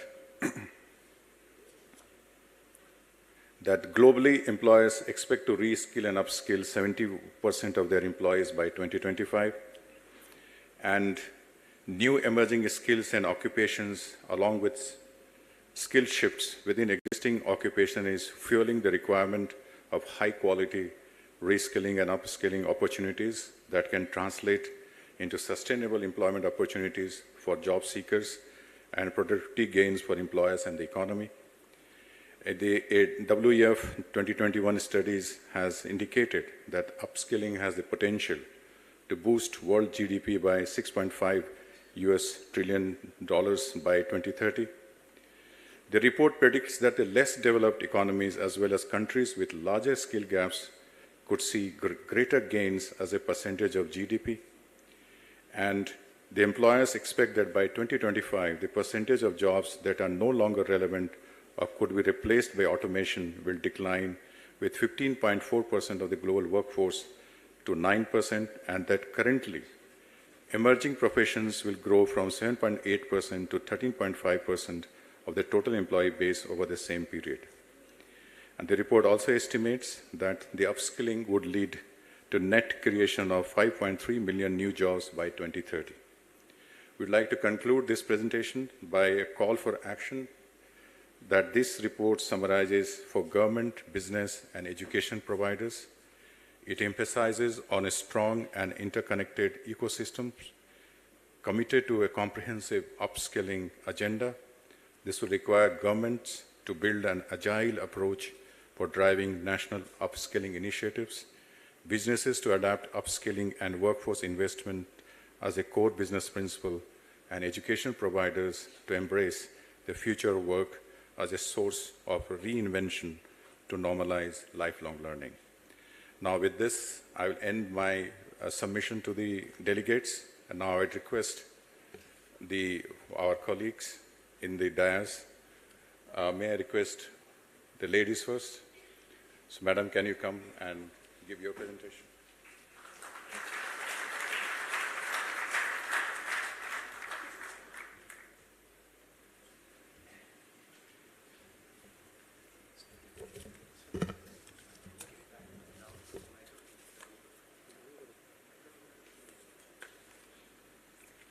Good morning, everyone.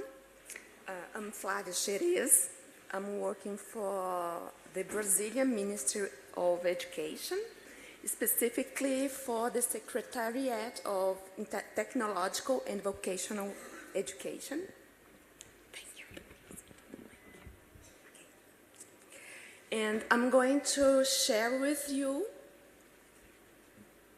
the outline of the policy for lifelong learning regarding VET, vocational education training. We are designing Brazil. As you probably know, we had presidential elections in 2022, so we have a new government now in 2023. So we are at an early stage of the design of this policy. So we are collecting statistics and get to know international experiences and examining the existing actions and programs that are now in place in the Ministry of Education. So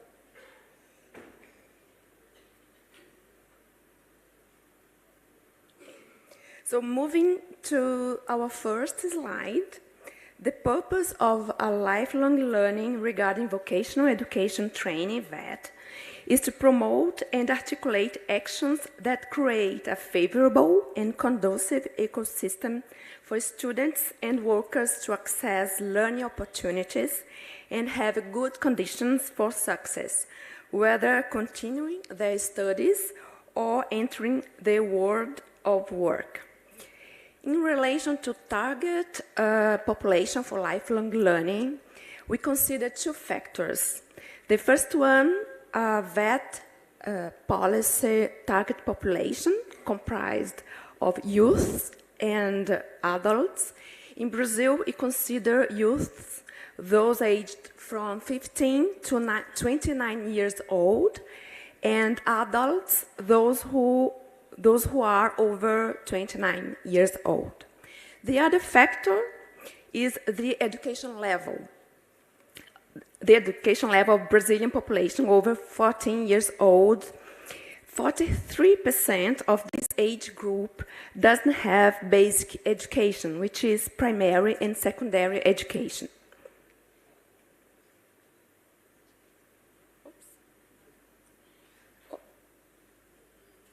So I brought two slides to illustrate the educational situation in Brazil. The first one is this one. We have more details on the level of education of the population we are dealing with. As you can see in this graphic, of the population aged 14 years old and over, 43% have not complete basic education, as I mentioned before. 30.4% have completed basic education, and 16.1% have completed tertiary education. Given this huge target population and their level of education, our proposal is to prioritize the public who does not have basic education complete. We think they are the most vulnerable in this challenging world.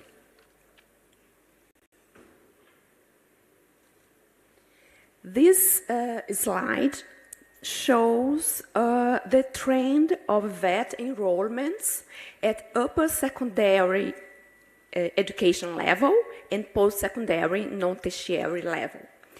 They remained, as you see, they remained relatively stagnant between 2017 and 2021. So we face a big challenge of increasing the number of enrollments. Oops. Did someone?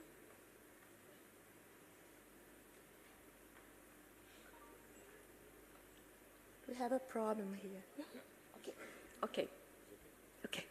Thank you. So moving to the key elements for lifelong learning regarding VET, I'm going to highlight aspects of each key element. The first element is increase the number of enrollments and raise the quality of offerings. So to increase the number of enrollments, we're going to need public and private providers.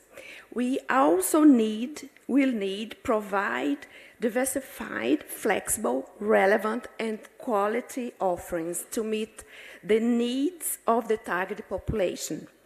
The VET courses have to be aligned with technological transformations and changes of the labor market in order to allow for an effective inclusion of our graduates in the world of work. The curricula should also prepare for broad occupations and roles, and at the same time be flexible to allow intermediary certifications. I'd like to draw attention to the Federal Network of Vocational, Scientific and Technological Education. This network of public institutions is financed by the Ministry of Education and offers VET at upper secondary education and at tertiary education, and also short duration training courses. There are 656 unit schools across Brazil, and in 2022, they had 1.2 million enrollments. Besides offering courses, these schools implement research, development, and innovation initiatives involving their students. The next key element is recognize prior learning. We understand recognizing the knowledge and skills developed in the work environment is central for a lifelong learning policy. We formulated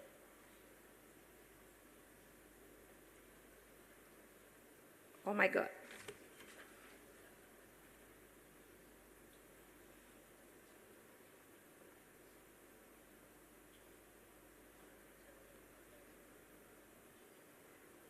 Okay. Sorry. Okay. So we formulated a program named Ressaber that aims at providing workers professional certification of their knowledge and skills. As a first step, in 2022, the Ministry of Education organized workshops to prepare representatives of institutions interested in becoming certifying agents. Now we are going to make some adjustments, conceptual adjustments, because this first version of Ressaber was focused on professional certification, and we want to link this process of certification with new learning opportunities for workers. So a worker who goes to an institution to get this knowledge and skills certificated will have an opportunity to continue his studies. Let's go to the next slide. The next key element is qualified teachers and education professionals. We have to support teachers in their professional development and help them to adapt to new ways of teaching and the emerging technologies. We do have current initiatives of education and training, but they need to be better coordinated. The next key element is develop strategies for access, support, and success. These strategies are especially important when you are dealing with vulnerable groups. It's essential to establish a guidance service to help students and workers to design their pathway related to that. As an example of a measure towards a more inclusive education, 50% of this federal network places are allocated to the lower secondary education public schools, where the students usually come from low-income households. The Ministry of Education, Brazilian Ministry of Education, has just launched the program called Mulheres 1000, that's going to offer short duration training courses for socioeconomically vulnerable women. and for those who need also the chance to complete the basic education level. Now we are going to the last slide, challenges. The first challenge is related to funding. We need sufficient and sustainable funding. There will be public funding, but it won't be enough. So we will need contribution of all actors, all stakeholders, such as employers, NGOs, workers. The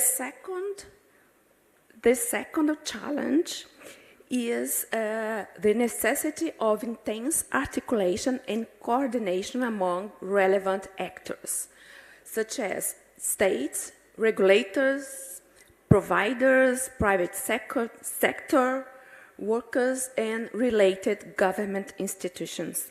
And the Ministry of Education has this challenging task.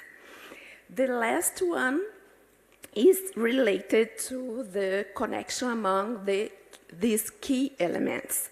The design of our policy for lifelong learning must articulate these key elements to provide structure, synergy between the actions to be developed. And despite these challenges, we have the advantage of having the federal network to lead this process on site. We expect they work as our intermediary in the local context. So that's it. Thank you very much.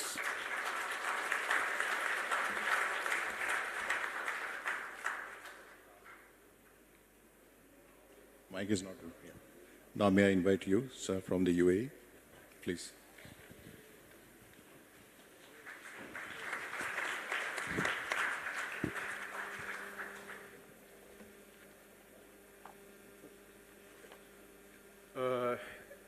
Good morning. Before I start, I would like to shed the light on two things. First, I would like to thank the host for the warm welcoming, and even though the host for the excellent organizations and the support prior arriving until today. Thanks all. And also I would like to thank our colleagues and Dr. Anil for shedding the light of the best practices. I think we have a common practices in between the countries where the code of collaboration is become. So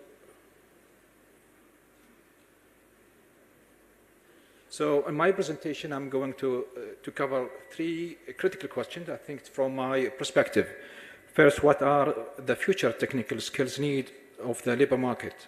The second, are graduates in UAE acquire these skills? Third, how the Ministry of Education accelerating of the acquisition, the technical vocational skills, and some of our best practices. So as you're aware that there are a number of framework from authoritative source that characterize future advanced skills, such as P21, World Economic Forums, and also the European Commissions, where we keep in watch, everyone can keep in watch in this report in order to enhance and even though review where they're standing when it comes to the skills and the future skills. So in 2019, we, as UAE, we developed our own advanced skills framework, emphasize in technical domain expertise alongside with 12 core skills with foundation, literacy, competencies, and character qualities, and the domain expertise.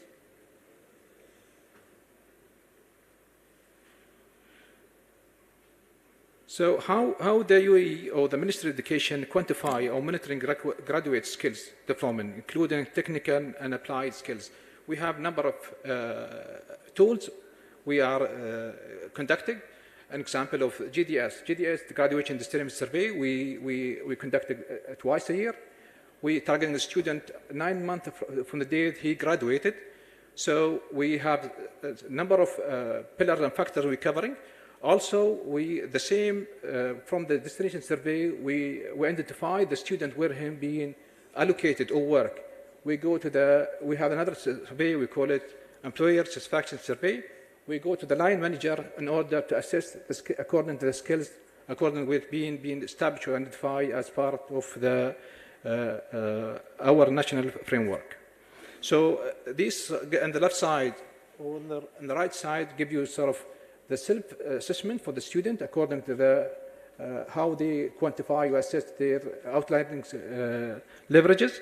On the right side, even though we ask the employers about how they assess the students, or when it comes to the job market. And from that, we're trying our best to bridging this gap. We send the report to the institutions, and even though as a regulator, we take an action in order to enhance this gap if there are any gaps.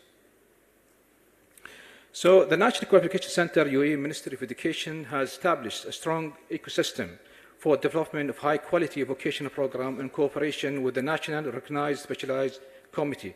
The National Qualifications Center has a clear framework and standard for designing, developing, and delivering vocational programs that align with the industry demand. The Specialized Committee, RNDCs, call it a Recognized National Development Committee, or the Skills Advisory Committees, are composed of experts from various industries who provide insight and guidance on designing and implementation vocational programs. This to help ensure that the programs are relevant and up to the date with the industry need, that graduates are equipped with the necessary skills and knowledge.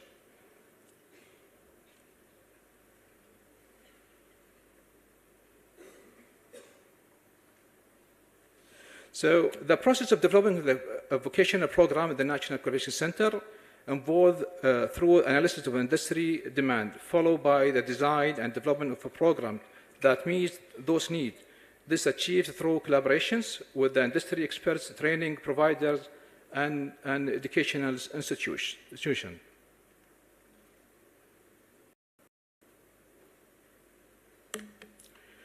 So technical and vocational courses are being integrated in educational offering in UAE using three models: the mixed curriculum classroom, vocational curriculums, and apprenticeships. And all these are aiming of bridging the gap in between the labor market and the graduates' outcomes.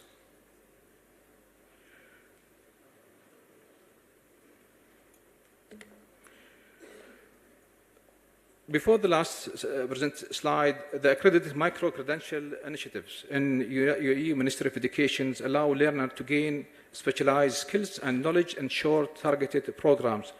These credentials are designed to be flexible, accessible, and relevant to industry needs, enabling learning to upskill or reskill quickly and efficiently.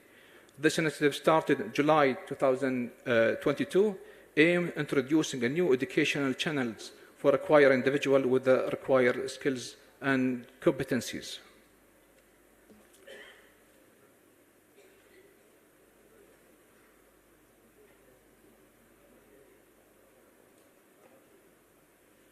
The last is about how we engaging our graduates with the labor markets. I think similar concept, Dr. Anel just shaded the light about the national portals. We do have a national portals. We're providing this opportunity for the students or graduates to be engaged or apply for internship or even do apprenticeship through the systems, where it is part of their academic requirement. They can find the right opportunities, even though if they are passionate about apprenticeships or be entrepreneurs. So he can have the host, whether to be with the accelerators or it could be a startup company, give them the right knowledge in order to start these students with their journeys. So this in short, my presentation. I think there's a lot of rooms we can collaborate with the all initiative. Thank you all. Thank you. Thank you, Dr. Faisal Mohammad Ali. Now may I request Ms. Lydia Berocoso Rufo.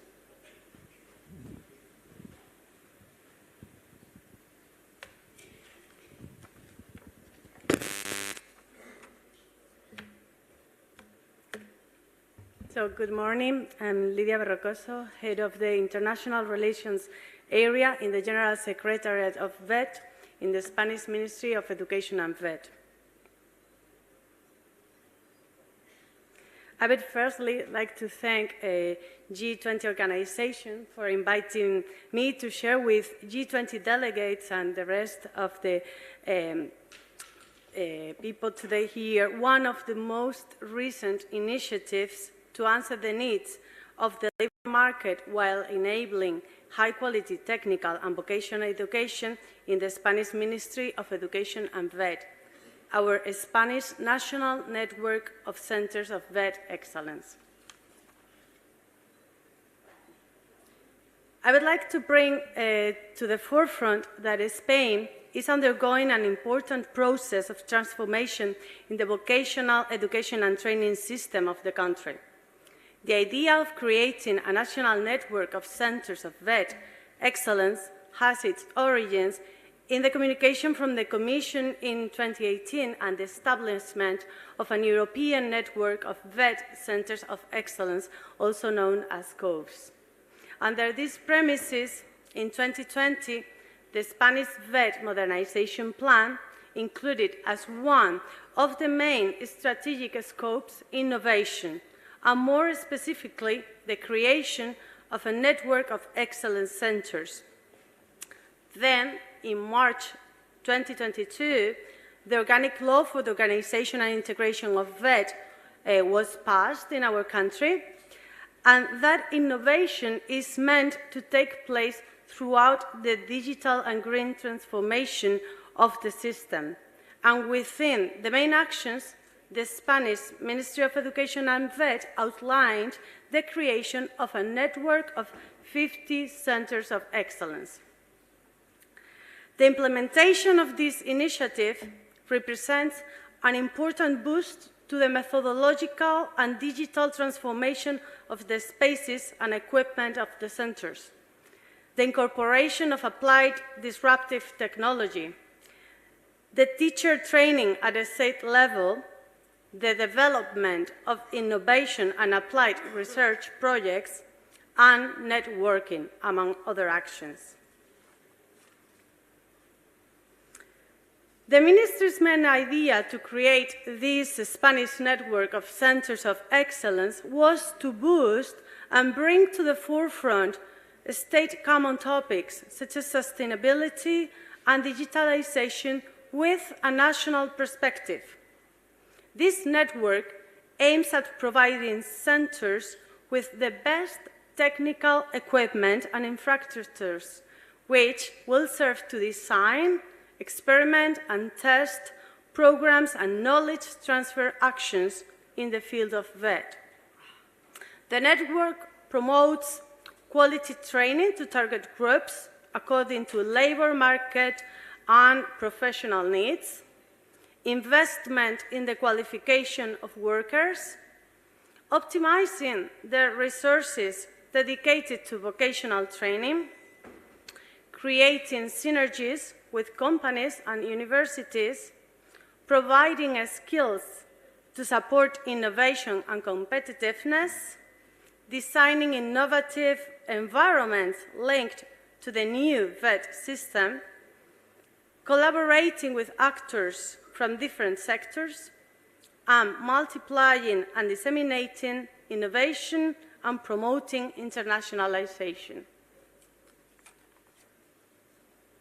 And how are we doing this? Last July, we launched a 40-day open call. It addressed regional administrations as they are the beneficiaries of the grant and are responsible for its justification. Each administration could submit one single application with a maximum of 3 candidates per application. Each application had to include the chosen center and the companies linked to the center. The centers have to offer VET courses linked to our national catalogue of professional qualifications and courses belonging to the predefined professional sectors established in this call, healthcare, transport, tourism, IT, mechatronics, or cybersecurity, among others. Applications had to establish the description of the plan to become a center of VET excellence, an initial financial assessment of the budget requested, and the accrediting documents required. Each administration could apply up to 1 million euros, and these amounts had to be distributed into the designed projects. Regarding the plans, the call established that they had to be designed to be developed within 3 years and subdivided into 2 main stages. The first stage includes the training of teachers, what we have called Primary Project 1, based on the technological, digital, and methodological transformation of the center, and the follow-up of this Primary Project 1.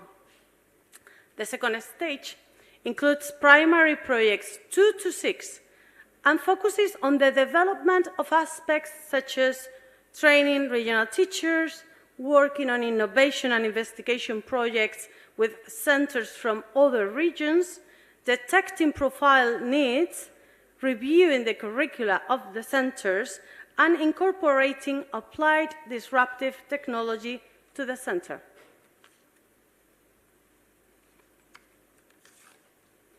And once applications were submitted, the Ministry of Education had to assess them. The scale of merits established was divided into sections with different ranges of punctuation. The training and provision of vocational training services in the centers, such as the offer of studies, the curriculum organization, the innovative methodologies.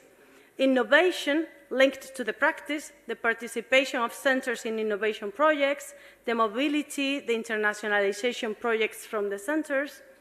The organization linked to local ecosystems, how the companies are involved in the center, the relationship with local and regional government, and the evaluation committee to assess these applications was composed by representatives from the Ministry of Education and VET, the Association of Spanish Companies, trade unions, and a representative from the European Centers of Vocational Excellence.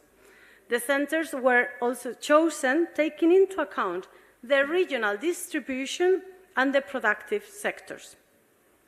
And last December, we selected 45 public centers to become the driving force behind innovative ecosystems, new methodologies, and the latest technologies at the service of vocational training. These centers, that you can see their logos in the picture, located in 17 autonomous regions, received funding up to 42.62 million euros from Next Generation EU funds and the Recovery, Transformation and Resilience Plan. And we have just started, or the centers are just starting to develop their plans.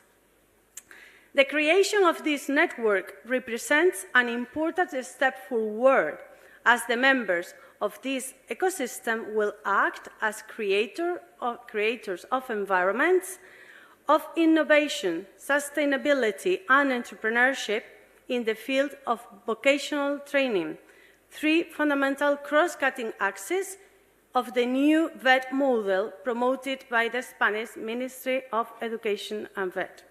Thank you very much.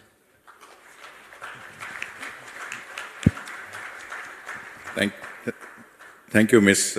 Rufo. Now may I request Mr. Suresh H. Punjabi from Singapore.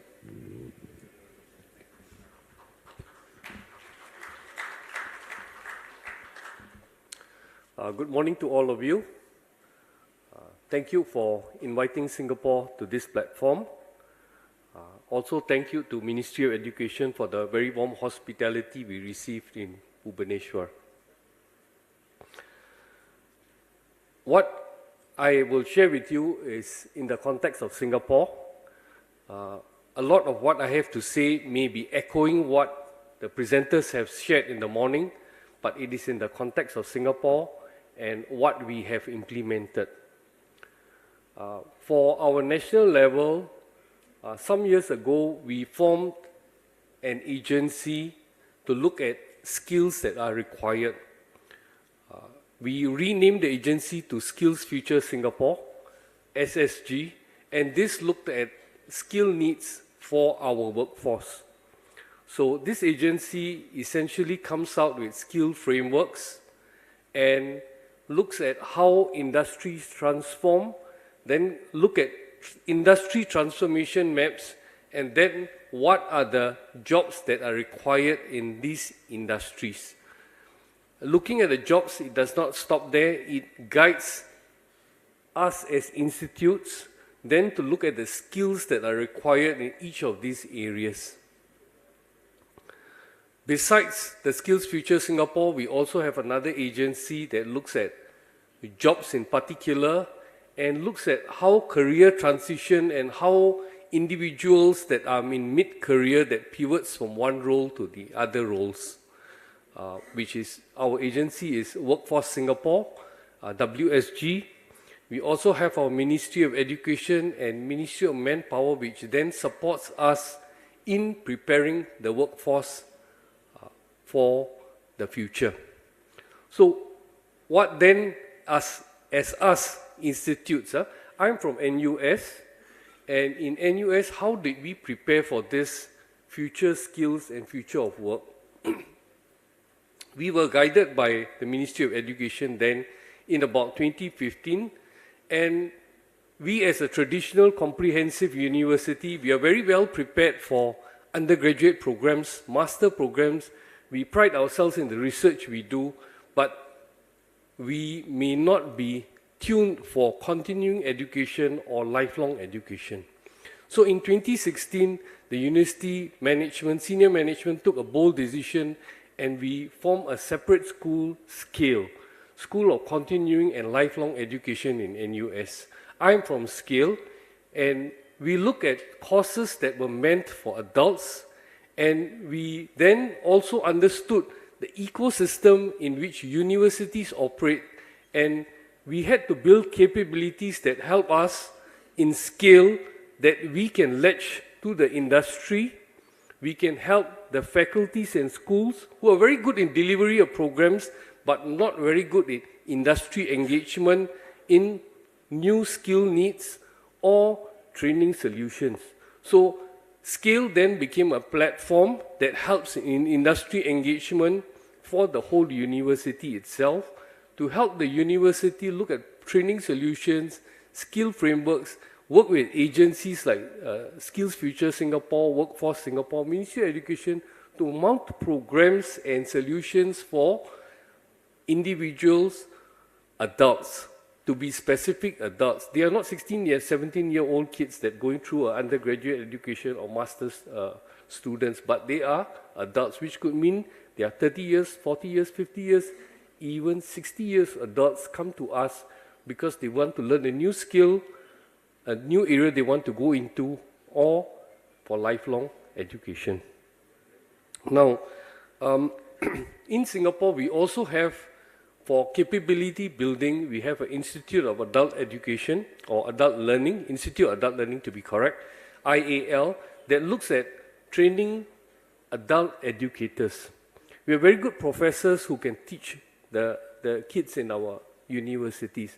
But do we have individuals who can teach, or individuals who can teach adults with a different pedagogy, with a different andragogy for adults? So this particular institute looks at training of adult educators.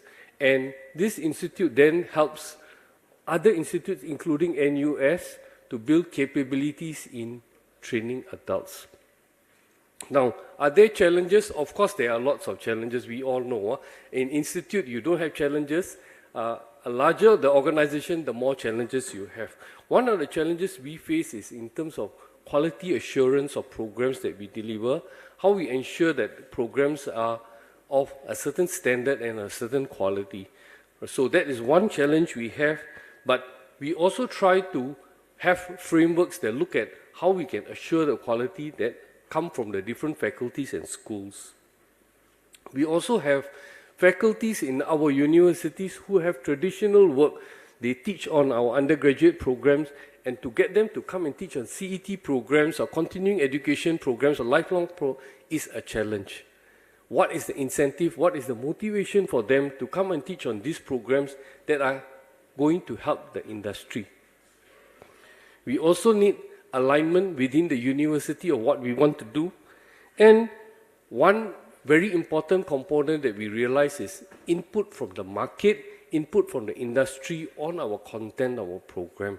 How do we get that? How do we work with the schools to make sure that the content of our programs is relevant and it's up to point to what the industry needs? And it's not something that as soon as the person graduates, a lot of skills get outdated. So we try our best.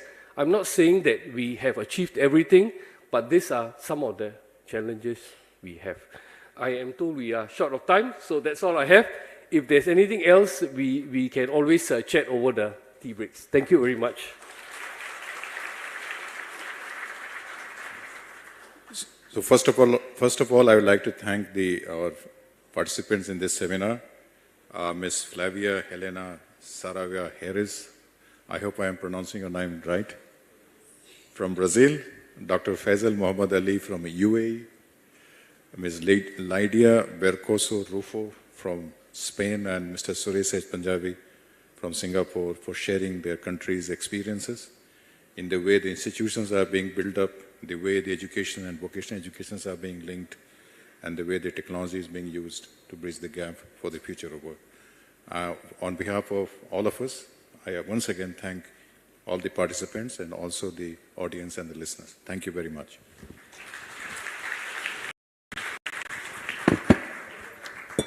Thank you, Session Chair, and thank you to all our international speakers for their deliberations. May I now request Shri Atul Kumar Tiwari ji, in his capacity as Chair of the session, to kindly felicitate our international speakers. Once again, let's have a big round of applause for our eminent panel here and for all their very enlightening deliberations. Sir, if you may start from your left.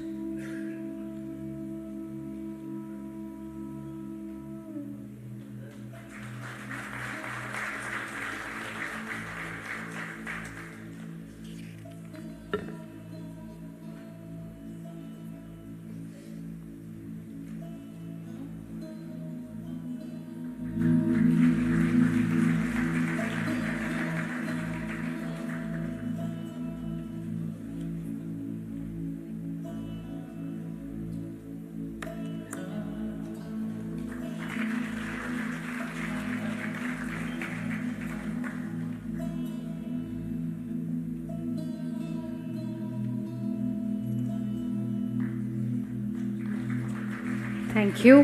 May I now request Snita Prasad to join us on stage, and may I request you, ma'am, to kindly felicitate Session Chair, Shri Atul Kumar Tiwari. Group photo we'll take after Mr. Tiwari has been felicitated.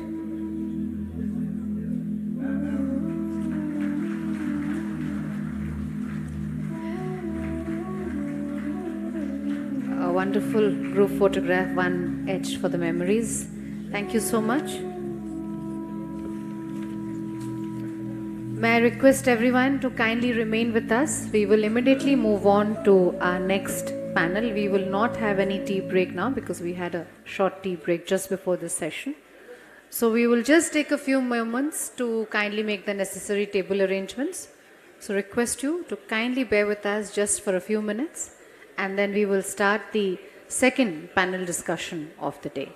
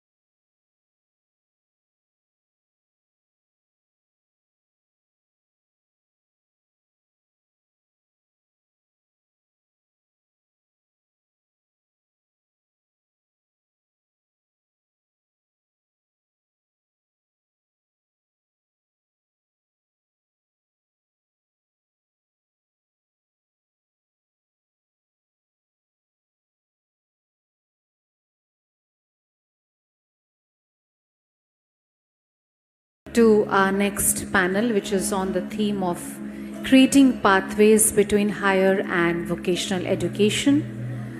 We are pleased to have with us our session chair, Sri Sabyasachi Das, Chief Executive Officer, Larsen & Toubro EduTech. We have our international panelists from Russia. We have Sidorenko Valeria, Advisor, International Cooperation Department. From South Africa, we have Ms. Mandisa Kekwe, Director for University Capacity Development Directorate. From Mauritius, we have Professor Kiran Bhujun, Director, Tertiary Education and Scientific Research. And we have Ms. Eliza Mohamedou, Head of OECD Center for Skills.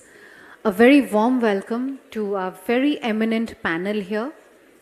And without any further ado, I would like to now hand it over to Session Chair, requesting him to make his opening remarks and take it over. Thank you. Good afternoon to all of you. A little bit of change from the morning session. My sincere thanks to MSD and Ministry of Education for inviting me here to chair this great session. And my sincere thanks to all of you in the audience for listening to us. So,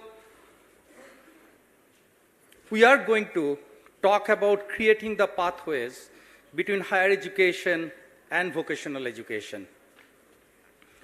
And I know, looking at the agenda, that my session would be between you and the lunch, not the most preferable slot, by the way. So I was thinking about optimizing my presentation, and I super optimized it so that you can only focus on me and the delegates on the stage. So very quickly, there are a few things that we'll be talking. Like, what are the strategies to promote industry-academia connect? And I represent an organization who always talks about bridging the gap between academia and industry.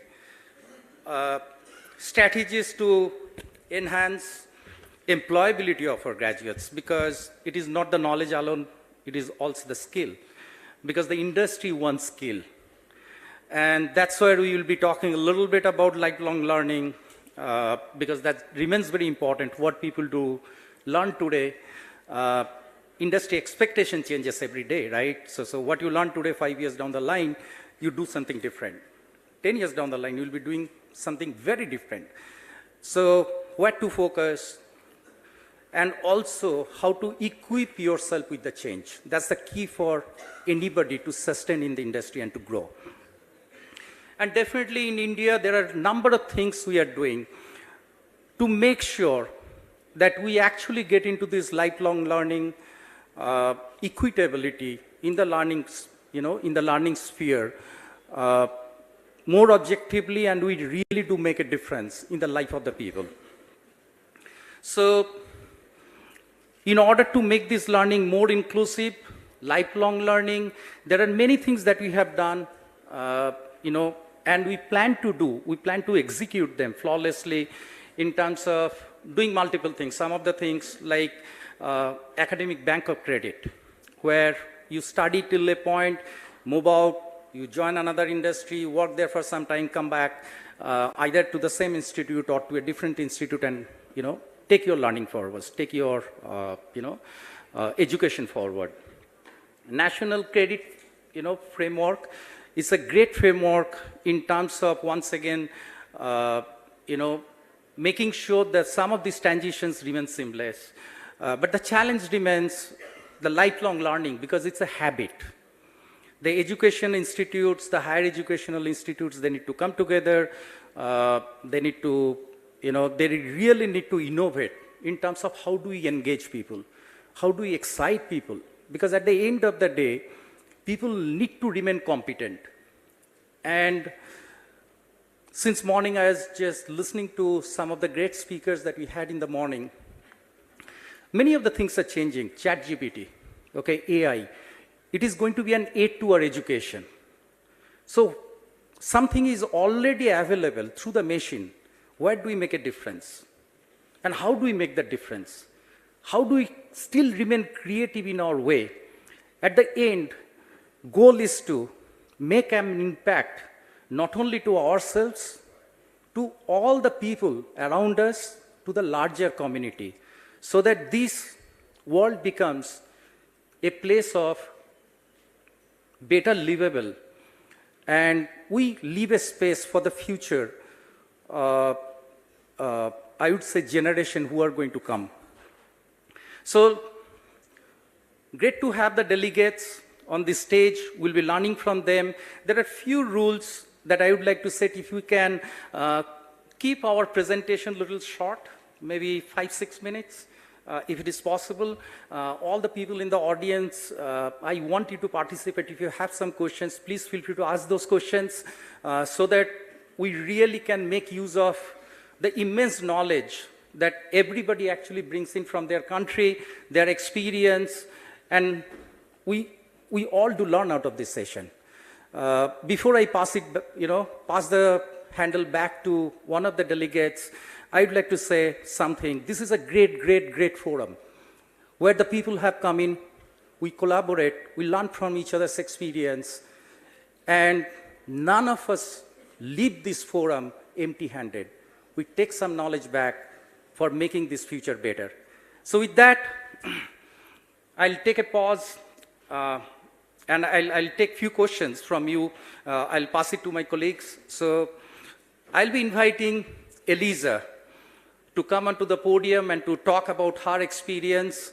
You'll be using some slides. The way I have picked up the order, this is the way I have made the people since morning. So I bumped into Eliza's, breakfast table. So she comes first. And you know who I met next, okay, when I call that name. So thanks again. Have a great session.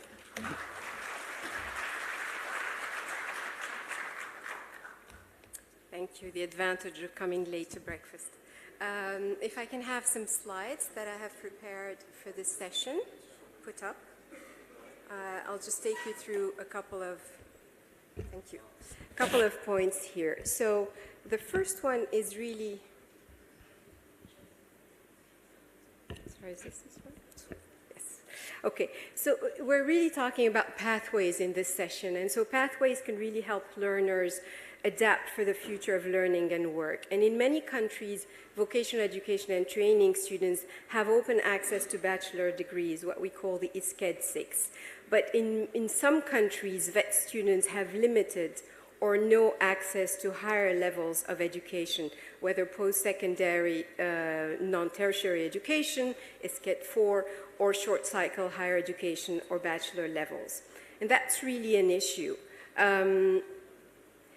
One of the other points that I wanted to make is also that one part of lifelong learning that we heard, systems that we heard, is that it needs to be strengthened, is really adult learning. And, but one of the issues, as you see here, is that low-educated adults who need education and training the most in adulthood are actually the ones who participate the less in education and training, much less than higher-educated adults. And so this is really one thing to look into if we're calling constantly for lifelong learning. The participation rate of adults, and in particular the lower educated ones, is really a challenge that we have. But one thing that is positive is that we don't look anymore at pathways in formal, first chance education, but rather continuing over the life course. So looking now into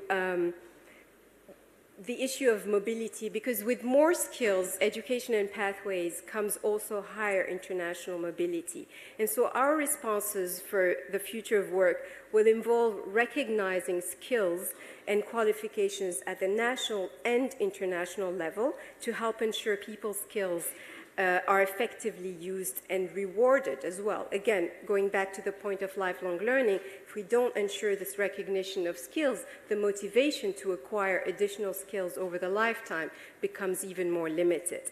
So one of the issues, however, is that countries differ on the extent to which they have adopted national, regional, or global solutions to recognizing skills and qualifications. So we have quite a long pathway as well along this.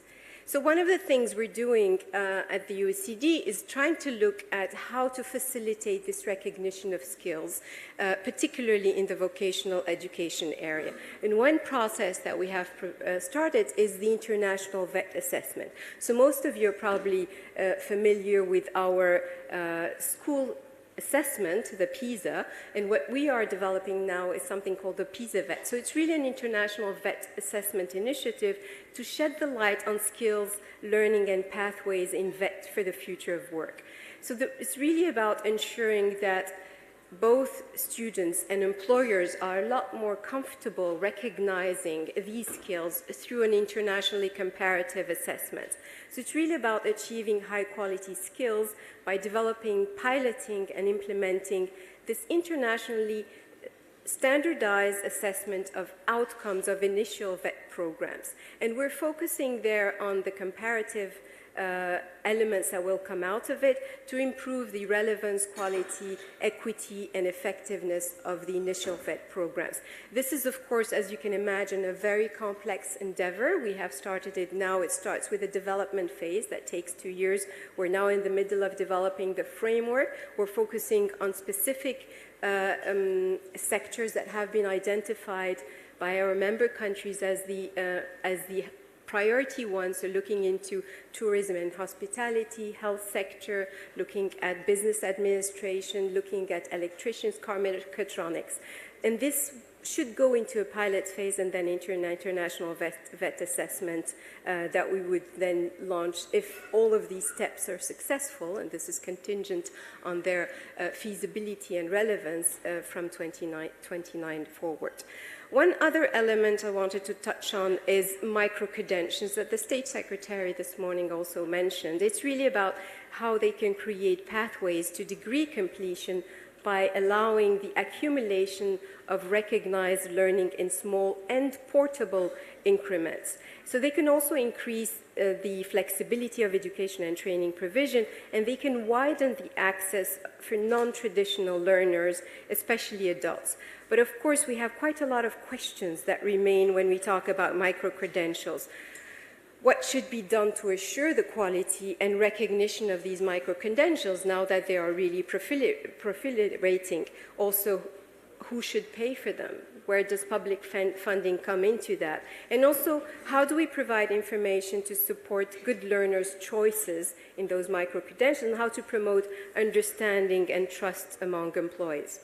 One element as well is, of course, everyone has been talking now about, apologies, one last. Yes, the advances in artificial intelligence. So this is really, of course, a rapidly evolving context for skills, learning, and pathways that will have an impact.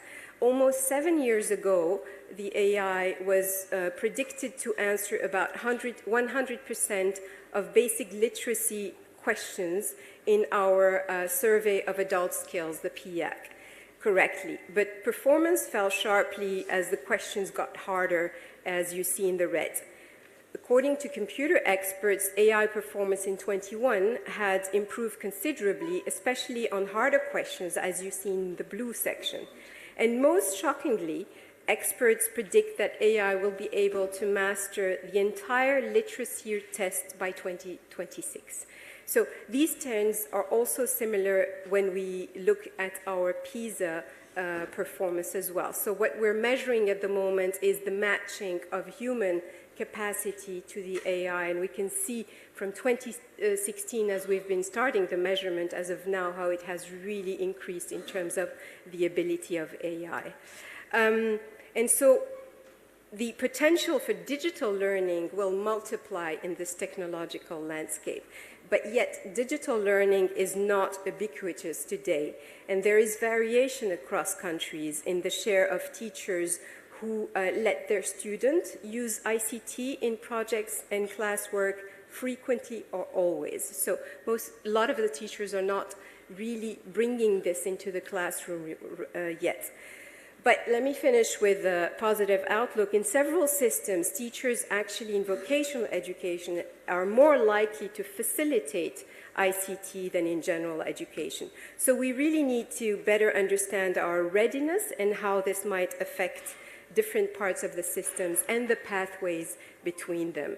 And I think that is the last slide. With this, I will just finish and hand back to the chair. Thank you very much.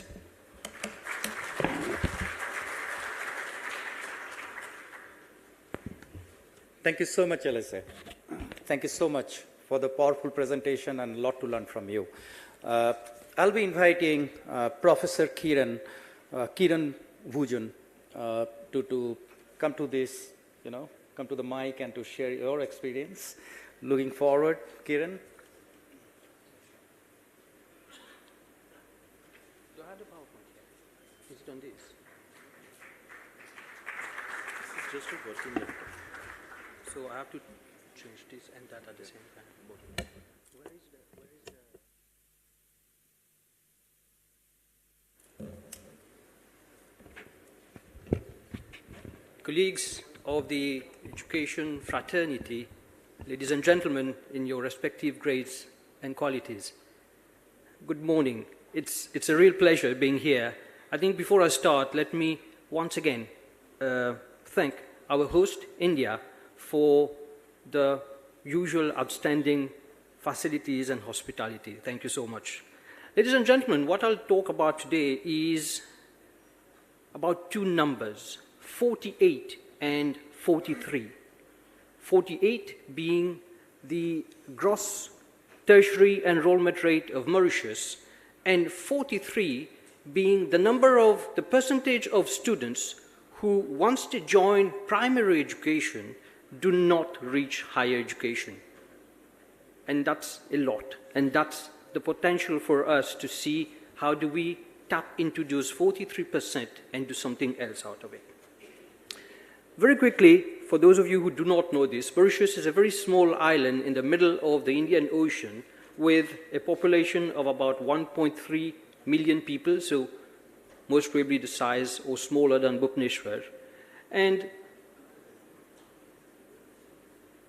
just to quickly show you the timeline of the higher education sector, higher education in Mauritius started in 1965 with the creation of the University of Mauritius.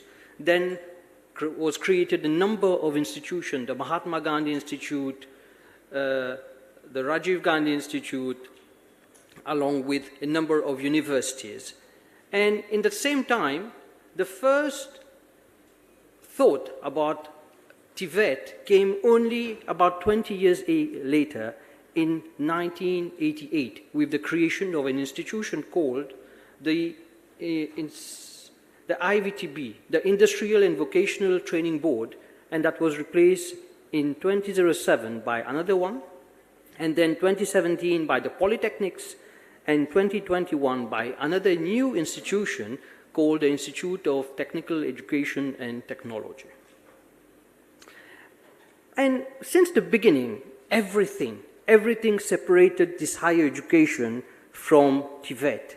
The entry requirements were different, the methods of teachings were different, the pedagogy was different because TVET was 70% practical and 30% theory, while higher education, of course, was the exact reverse. 30% practical and 70% theory. Prospective jobs and salaries were different. Societal perception was different with no parity of esteem. Entry age was different. Our students were joining TVET typically from the age of 12 to 13 and higher education from the age of 18 to 19. However, all of this changed because the higher education, the Ministry of Education in Mauritius came forward in 2015, 2016 with the national 9-year basic continuous education, and that changed the landscape. Why? Because it forced all students now to have 9 years of mandatory education. And from there, a number of pathways were created.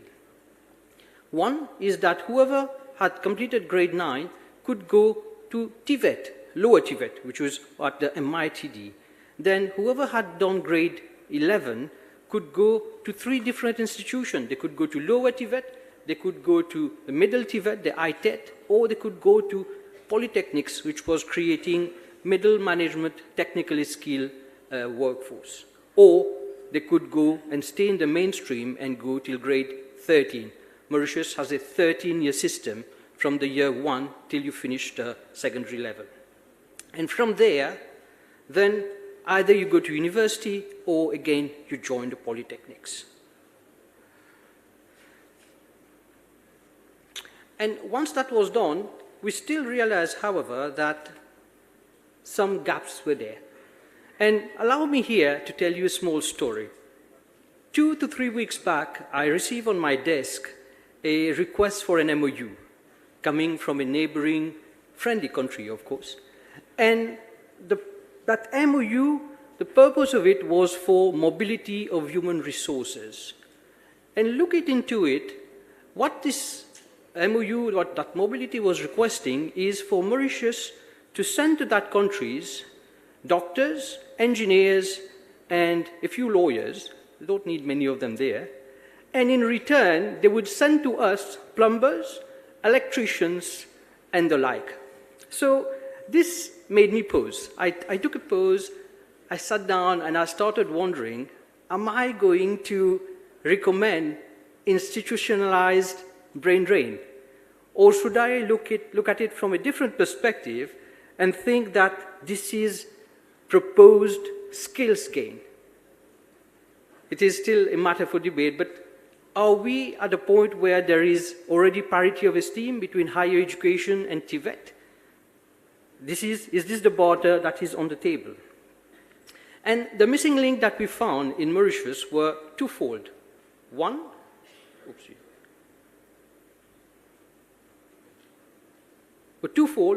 is, how do we allow TVET students to continue into higher education?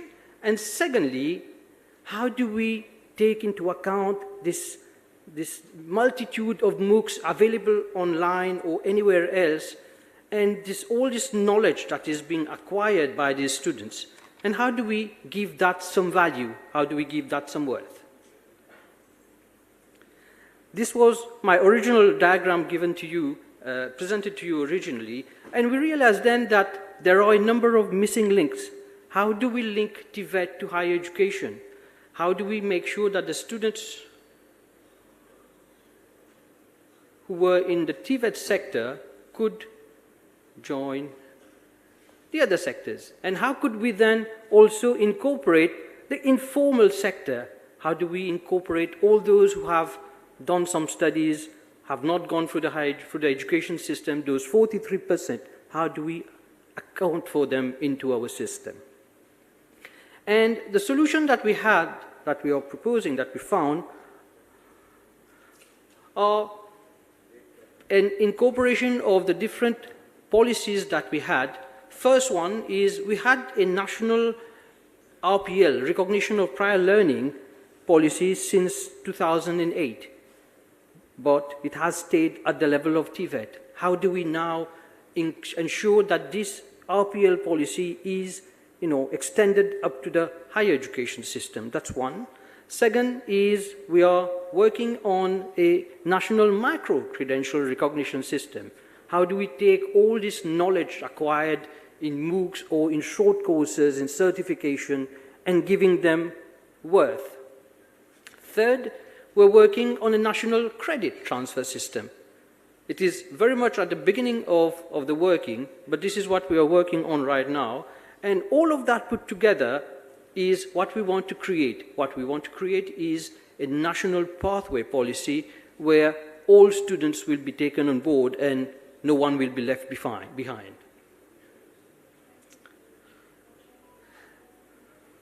So as conclusion, ladies and gentlemen, we recognize from Mauritius that education is a public good. We also recognize that the future of work is very much about skilling, reskilling, and upskilling. And there is indeed an increasing need for parity of esteem.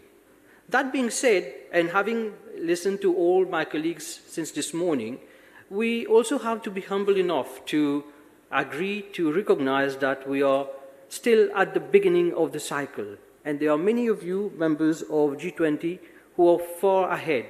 And this is where we will be looking for collaborations with each one of you to help us move forward for the purpose and for the benefit of education. Thank you very much.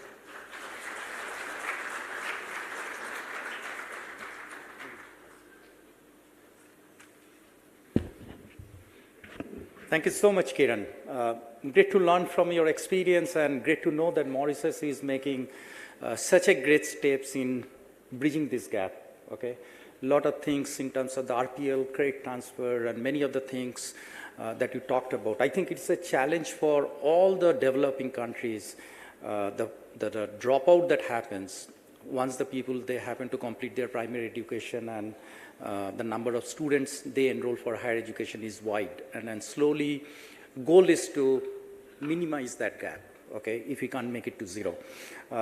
With that, I would like to, call upon Valeria from the member country Russia to share her experience, how they are really, taking care of some of these challenges.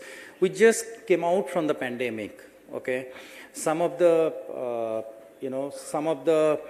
skills, particularly where do we need more hands-on experience, just to talk about, like the medical world, medical field, engineering field. There had been so much of challenges because the people, they could not attend the college, they could not attend the schools, but they finally got graduated.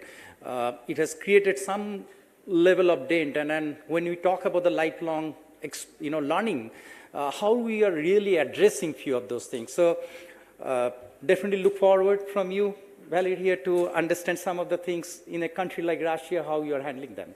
Thank you.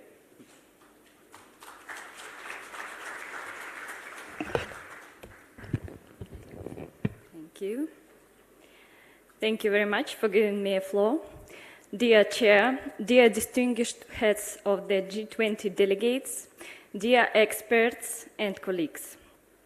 On behalf of the Russian Ministry of Science and Higher Education, I would like to greet you at the second session, Creating Pathways Between Higher and Vocational Education. First of all, I would like to express my gratitude to India, which chairs G20 this year, for your hospitality, your contribution to the education agenda as a part of the Indian G20 presidency. The priority area, the future of work, declared by Indian presidency this year, is fully reflected in the Russian Federation policy. And today, speaking about creating pathways between the higher education and vocational education, I would like to tell you about a number of projects by our ministry, the Russian Ministry of Science and Higher Education, what we are doing in this direction. So, first of all, since 2022, the Ministry of Science and Higher Education of the Russian Federation has been implementing the federal project platform of University Technological Internship, formed with the goal to create initiatives for the social economic development of Russia. The project is aimed at unlocking the entrepreneurial potential of young people and training professionals in the field of technological internship. The task of the project, is to provide support for student internship, to create startups maybe, and to develop technology business. To date, for example, for today, it's already,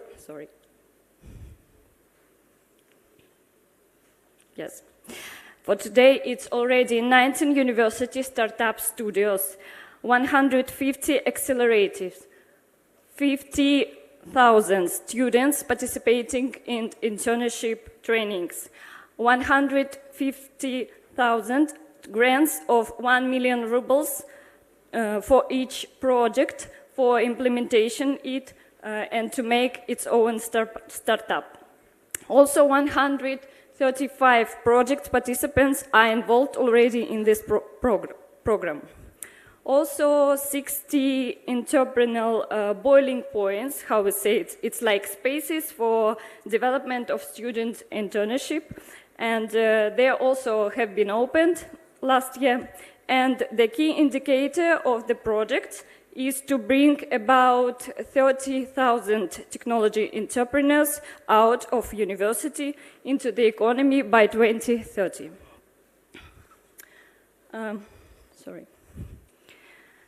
So, in fact, we are making serious efforts to make Russian education more attractive for students all over the world. And today, more than 390,000 students from different countries are studying in our university. And as you have said about the COVID-19, I would like to note that despite of the COVID-19, despite all geopolitical tensions, conditions, at the end of 2022, we have increased the number of applicants from students, and the number of budget places has also increased to 30,000 for international students who are going to enter Russian universities. And we believe the platform should also be available for international students.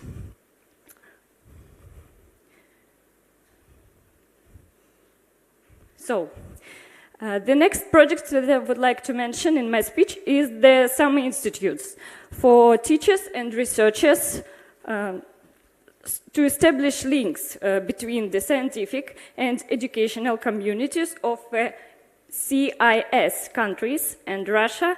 In 2023, our ministry is going to implement such a project. During 3 weeks, academic mobility programs, teachers and researchers from different countries will undergo trainings courses at Russian universities and scientific organizations. It's a kind of new project, we have never done it before, and the main point that not only educational program but also cultural program will be provided because it's very important to make an accent on Russian culture and Russian language. And we hope that maybe in the future the geography of this project and geography of participants will be expanded to include students and researchers from the G20 countries also. The next project, which I consider important to note, is a network of resource, educational and methodological centers for the training of people with disabilities and people with disabilities, so it's based on educational organizations. In 2022, the network had already 629 universities. And so, the activity of it is a systematic measure to support the development of conditions for inclusive higher education, aimed at career guidance and comprehensive support of the educational process, as well as promoting the employment of graduates with disabilities. As part of the admission campaign in 2022 and throughout 2022, targeted support for people with disabilities and was actively carried out through 21 hotlines, the REMC call centers, and the website, which is presented on the screen. And in total, the IEMC call centers carried out more than 10,000 consultations.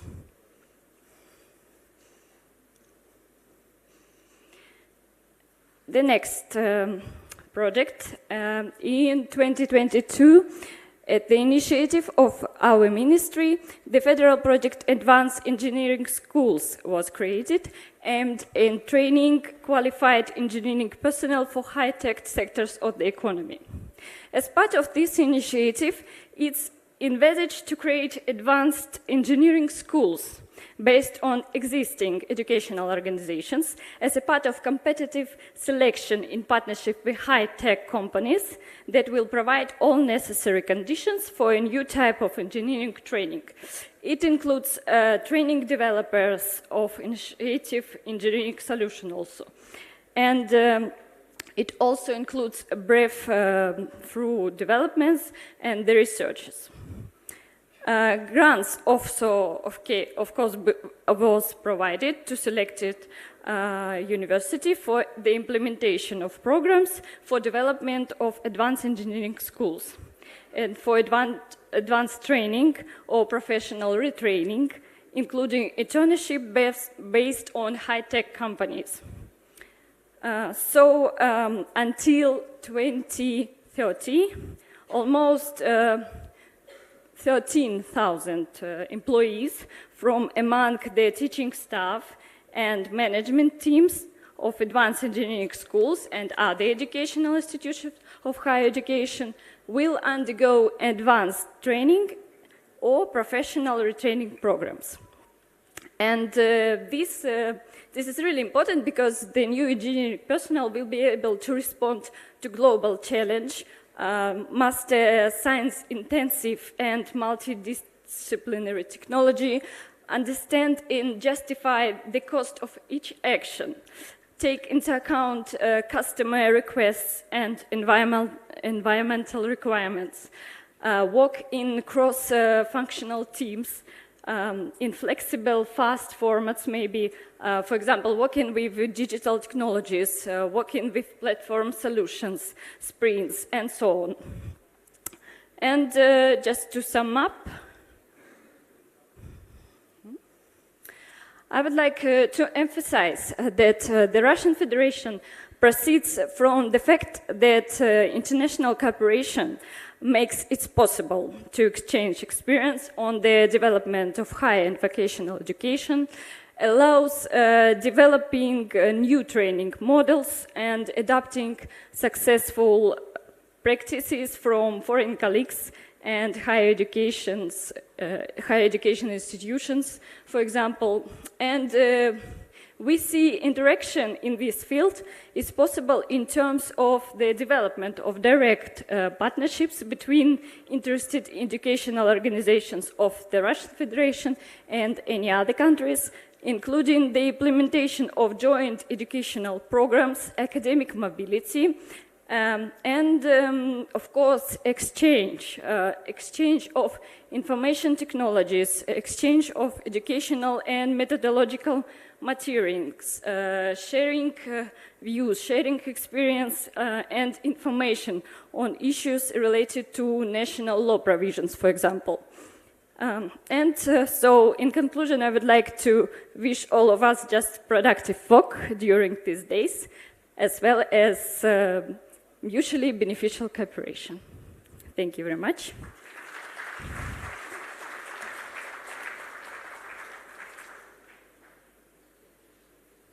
Thank you so much, Valeria, for sharing such a insightful information with all of us.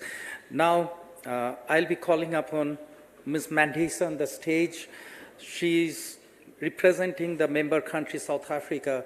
Mandisa, we can't wait anymore to hear from your experience how you are really helping the students in your country to write their own future.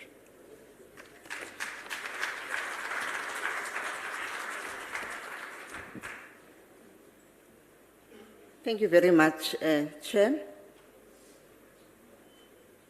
Okay. I would like first to express the gratitude and appreciation from South Africa to be invited to this very important meeting. We really do not take this lightly, especially because we are given an opportunity to share our experiences in this area of work, but we are also here to learn as a country. I was told to press this very hard for some reason, but now it's still okay. First, in South Africa, we've got quite a good spread in terms of the post-school education and training, which is in terms of the structure. So we've got our formal universities, about 26 universities actually in total, and then we've got TVET colleges, as well as community education colleges. So 2 sets of colleges, and then the universities. But the universities on their own, actually, we've got 3 types there. We've got universities that are research intensive, focusing mainly on research, which we call them the traditional universities. We've got universities that focus on training of skills, which are called the universities of technology. And then we've got universities that are doing both. So focusing on generating knowledge or research, as well as developing skills. But we do have a theory of change that is sort of guiding us, and quite a number of policies that are guiding us in terms of the post-school education and training. And that theory of change really first looks at making sure that we've got funding for the work that we want to do in higher education, as well as the entire post-school education and training. There are policies in place, as well as the planning. That's very important. In my challenges, I will talk more about the issue of funding. Then, these are the steering mechanisms that guide us in whatever work that we do. But more often, you would know the history of the country, which is our history in South Africa in terms of the apartheid and the oppression there. So we are more focusing on making sure that our post-school education and training institution focus on addressing inequality in the system to make sure that we've got quality. And then we are also focusing on capacitating people in our institutions, because these people are the driving forces behind any changes or transformation that we need to implement in our universities, which is why it's very important to capacitate people in the institutions. And when you're talking about people, we're talking about students, we're talking about staff. They're both academic and support staff. We're also talking about the management, all the way to the council in the university. So mainly, in a nutshell, this is what is guiding us in making sure that we do what we're supposed to do successfully. I will skip quite a number of slides because I wasn't aware that I've got only 5 minutes for this presentation. But I will focus on only 4 issues briefly. 1, it's on staff development. 2, student support. 3, articulation. And lastly, collaborations and or partnerships that we need in doing our work. So all these slides that I have just skipped are an illustration to you that we've got a number of policies that are actually there already that are guiding us in doing all the complex work that we do within our universities. Now, going to staff development. Why is it important for the country to focus on staff development in universities? We know the main mandate of our universities, or the post-school education and training, is to teach as well as to train. And whom are we training for? We're training for the world of work out there. It's not our responsibility to make sure that those students that we train do get jobs out there. But our responsibility is to make sure that we provide them with skills that will make it easy for them to secure jobs, or if they do not want to go and work for someone, to be able to develop or build their own businesses through entrepreneurship. I think the previous speaker did talk about entrepreneurship there. I think I will just leave this because it's not really helping me. But in terms of staff development, let's first start with universities in terms of what are we doing There's a string of policies there. And of programs that we are implementing to ensure that our academics are continuously developed. Education is not static. We do know that. It evolves. So there is no way that you can have staff that, since this person came, let's say the highest degree, a PhD, and it ends there. There's a lot to continue to learn as well as these academics and these professionals in our universities. So there's a string of programs that we are implementing to ensure that our academics and professional staff in universities are developed. I want to get to that slide that shows, okay. I think I'm giving up now with this device, unfortunately. But these programs, they start from supporting academics in universities to acquire, 1, honors degrees, if they don't have honors degrees. 2, to acquire master's degrees, to acquire PhDs, to acquire other postgraduate qualifications that are there, that are needed there. Most importantly, the profession in teaching. That is very, very important. In the past, in our country, if you want to be an academic, all you needed was to go on and just complete your PhD. Then you just go into the class and teach, as well as supervise students, and then conduct your research and do that curriculum development work. The focus now from higher education or post-school education and training in South Africa is to ensure that teachers all the way from schooling up to post-schooling are developed to be professional teachers, because the students there, they depend on the teachers to be successful. So that's very important. So we've got a string of programs there, as well as making sure that we develop the professional staff in universities, the management in universities, the councils in universities. Governance is very important to make sure that our universities succeed in what they do.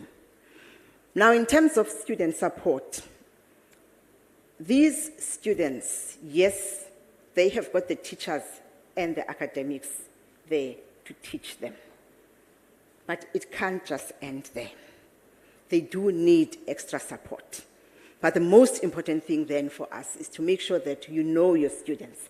How would you know your students? Collect that data about your students so that you are able to support them. Because if you do not know your students, you will not be able to support them. Going back now to staff development. Firstly, I talked about staff development who are based in universities, the academics in universities.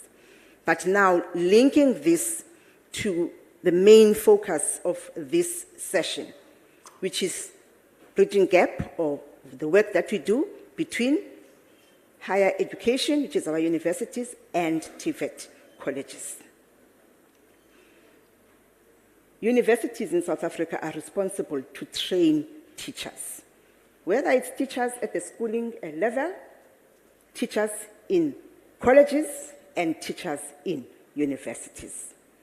So there's a program that has been developed in the country where universities have been given a responsibility to train lecturers or teachers who are teaching in TVET colleges. So that actually made it now, or opened up space for universities to work with TVET colleges. Because normally, to teach in a TVET college, you would just have your degree, your specialization, and most of those teachers there were actually trained to teach in basic education or in schooling system. So now there is a program in place that is run by universities to ensure that our teachers who teach in the colleges in the country are trained. They are given relevant training to be equipped to teach in colleges. Then the other issue that I want to touch on is the issue of articulation now, from colleges to universities specifically. Our universities, in terms of accepting students to register in universities, they focus mainly on the requirement of having a matric, which is grade 12. But we've got the students who are in the TVET colleges, who are in the CET, which is those colleges. And they would want to access universities. But that has been very difficult in South Africa. We are currently now, we have put together a program, it's still at the pilot stage, where we are supporting universities to develop plans so that there is that articulation from colleges to universities. Because some of these TVET college students actually aspire to become academics, and the only route is for them to go to universities. Collaborations and partnerships. The country is collaborating within the country internally amongst universities, these different types of universities. Now we're starting collaborations between universities and TVET colleges as well as CET. So that is very important for us, but we are here today to also say to the audience, everyone, or the delegates who are here, South Africa is open to collaborations internationally as well as regionally. As I had said before, that we are here to learn as well, but we really would like to have collaborations and partnerships internationally and as well as in the African continent. That is very important. Challenges, I think everyone would know. It's about really limited funding to make sure that we spread our wings and make sure that we collaborate as much as we can. However, that doesn't mean that we don't have anything in our pockets. We do have something, but it's about to say that we will put something on the table. If you are interested to collaborate with us, please come on board so that we can have a discussion on that. I thank you.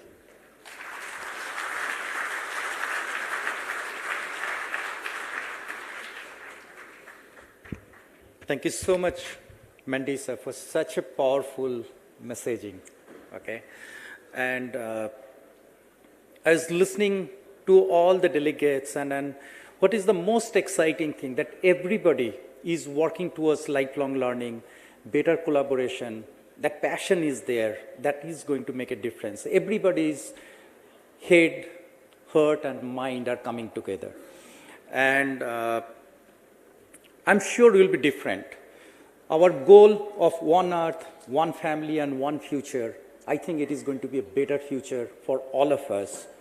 And not only the people who are inside this room, even outside the rooms, and for the generation who are yet to come.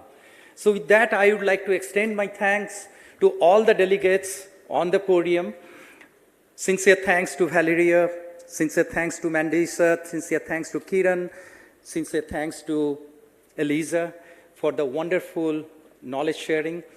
And I can't say how to thank everybody in the audience for being so patient, listening to us. And I'm sure that we all leave this place with some ideas, some excitement, and some aspiration to make the change in the life of the people. Thank you.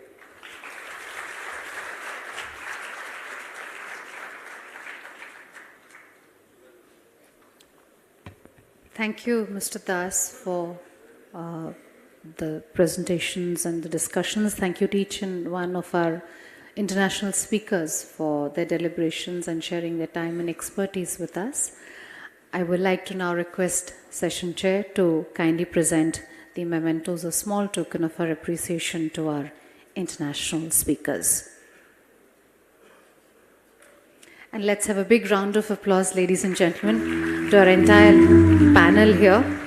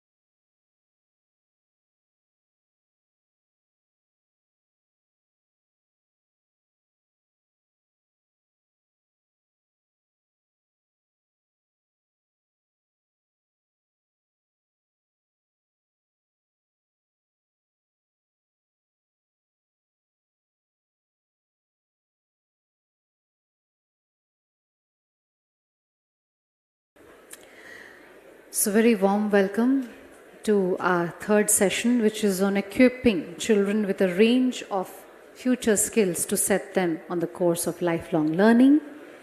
And I would like to now invite our session chair, Sri Sanjay Kumar, Secretary, Department of School Education and Literacy, Ministry of Education, to please join us. Ladies and gentlemen, please welcome him with a big round of applause. I would like to now invite our eminent panel representing their respective countries. Mr. Peter DeVries from UNICEF, he's the Regional Advisor Education from South Asia. From Australia, Ms. Sophie Fisher, Director, Multilateral Policy, International Division from MOE. And from the United Kingdom, we have Janaka Pushpanathan, Director, British Council from South India and Education Lead.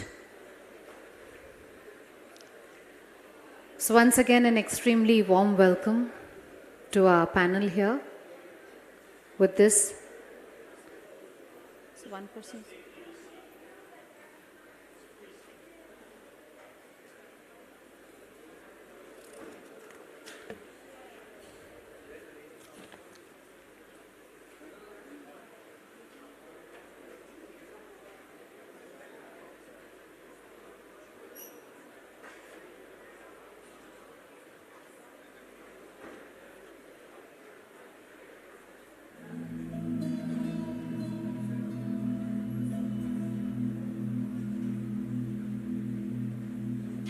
May we have Ms. Sophie Fisher?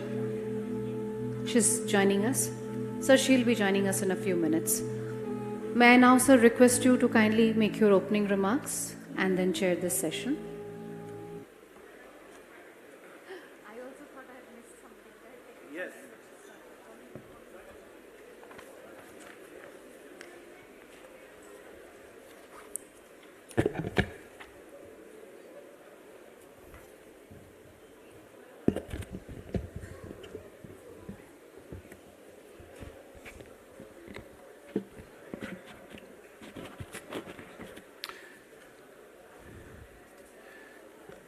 Thank you. I guess the joys of the post-lunch session, when there is a sugar spike in your bloodstream, or perhaps doesn't help that way.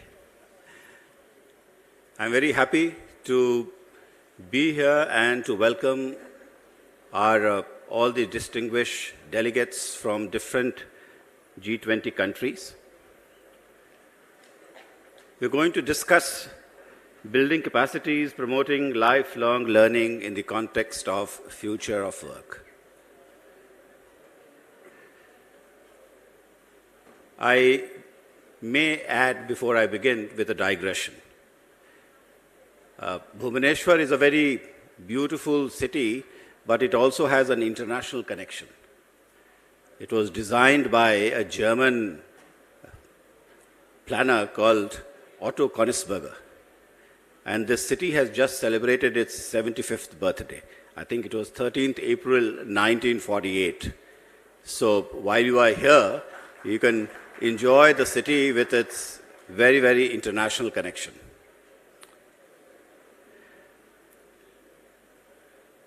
The renowned philosopher in India, Jiddu Krishnamurti, once said that there is no end to education and the whole of life. From the moment you are born, it's a process of learning.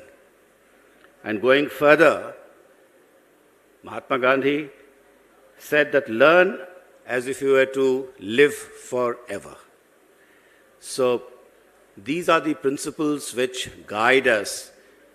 And of course, there's always been a lifelong learning, but now we are looking at lifelong learning in the context of the kind of technological changes which are taking place. And I often wonder, and I just leave you with a confusion which is there in my mind, is that are we responding to the future when we are talking about skilling, reskilling and upskilling, or is this change being forced upon us by what we think future is going to do to us? there's a bit of a confusion. I've been thinking about it. And yesterday, we had a long discussion with the Singapore team, a day-long discussion as to how do we integrate skilling as part of school curricula. So as I said, there's no better time than today to appreciate the importance of this concept. And as we are stepping out of the COVID pandemic, which has taught us a lot, and perhaps it has been like a black swan, we are seeing structural transformations in society due to longer life expectancy, pandemic-induced shocks to labor market, rapid technological advances, globalization, and demographic changes worldwide. And I recall my colleague, Secretary Shri Tiwari mentioned yesterday about a tweet by Elon Musk that demographic is destiny. But I was thinking that perhaps destiny is not a future neutral, it's not a value neutral destination. It has to be managed. And it has to be managed by people who are in charge of making policies to be able to respond to the kind of future we want to be in. However, encouraging individuals to become lifelong learners is a very complex task. And the policymakers in the education sector, we too need to innovate, adopt, or adapt to new models and approaches. Recognizing these energizing objectives, the policy paradigm for vocational education in the future must be flexible and agile to usher in appropriate responses. We gave ourselves a national education policy in July 2020. It provides us with a kind of a framework and proposes the revision and revamping of all aspects of education to create a new system which is aligned with the aspirational goals of the 21st century students. The policy aims towards integration of vocational education into mainstream education in all educational institutions in a phased manner, so we are able to cover at least 50% of our students by 2030. And that's a tall task, a daunting task in front of us, but we are quite well determined with the kind of intellectual inputs coming from different countries as to how do we go about it. We are opening pathways to the National Skill Qualification Framework and the National Credit Framework, which we have earlier spoken of. The chairman NCVET, while making his presentation, he showed you as to what the National Credit Rating Framework looks for school. And the first 4 parts are for the children who are part of our schools. The National Credit Framework is an inclusive umbrella framework to seamlessly integrate the credits earned through school education, higher education, and vocational and skill education. Recognition of vocational courses, prior learning and experience is critical for realizing the vision and intent of the national education policy by removing method like games, including games like game simulations, situation analysis, role play, small group, buzz group, peer learning, and case studies. And we are developing it. And in fact, the national education policy gives us a great opportunity to be able to develop our national curriculum framework ab initio. And this, we are doing it guided by the kind of times we are living in. And all the books from pre-primary to class 12th are being worked. We would develop and we'll bring them out while keeping the seamless experiential learning in mind. So there is no difference between normal segregation in school education, which we see like humanities, science, arts, sports, and vocational education. In order to come out of this traditional mindset, where the vocational education is not perceived to be mainstream, we are increasingly concentrating on satisfying demand for skilled workers adaptable to changing economic conditions at the school level. NSQF, that is National Skill Quality Framework compliant vocational courses, are being offered in a number of sectors like hospitality, financial literacy, tourism, computer applications, retail, agriculture, and additionally, employability skills modules have also been made part of the vocational courses in a mandatory manner. This consists of communication skills, self-management skills, information, communication technology, entrepreneurship skills, and, of course, green skills. Universal entitlement to lifelong learning by widening access and removing barriers is vital.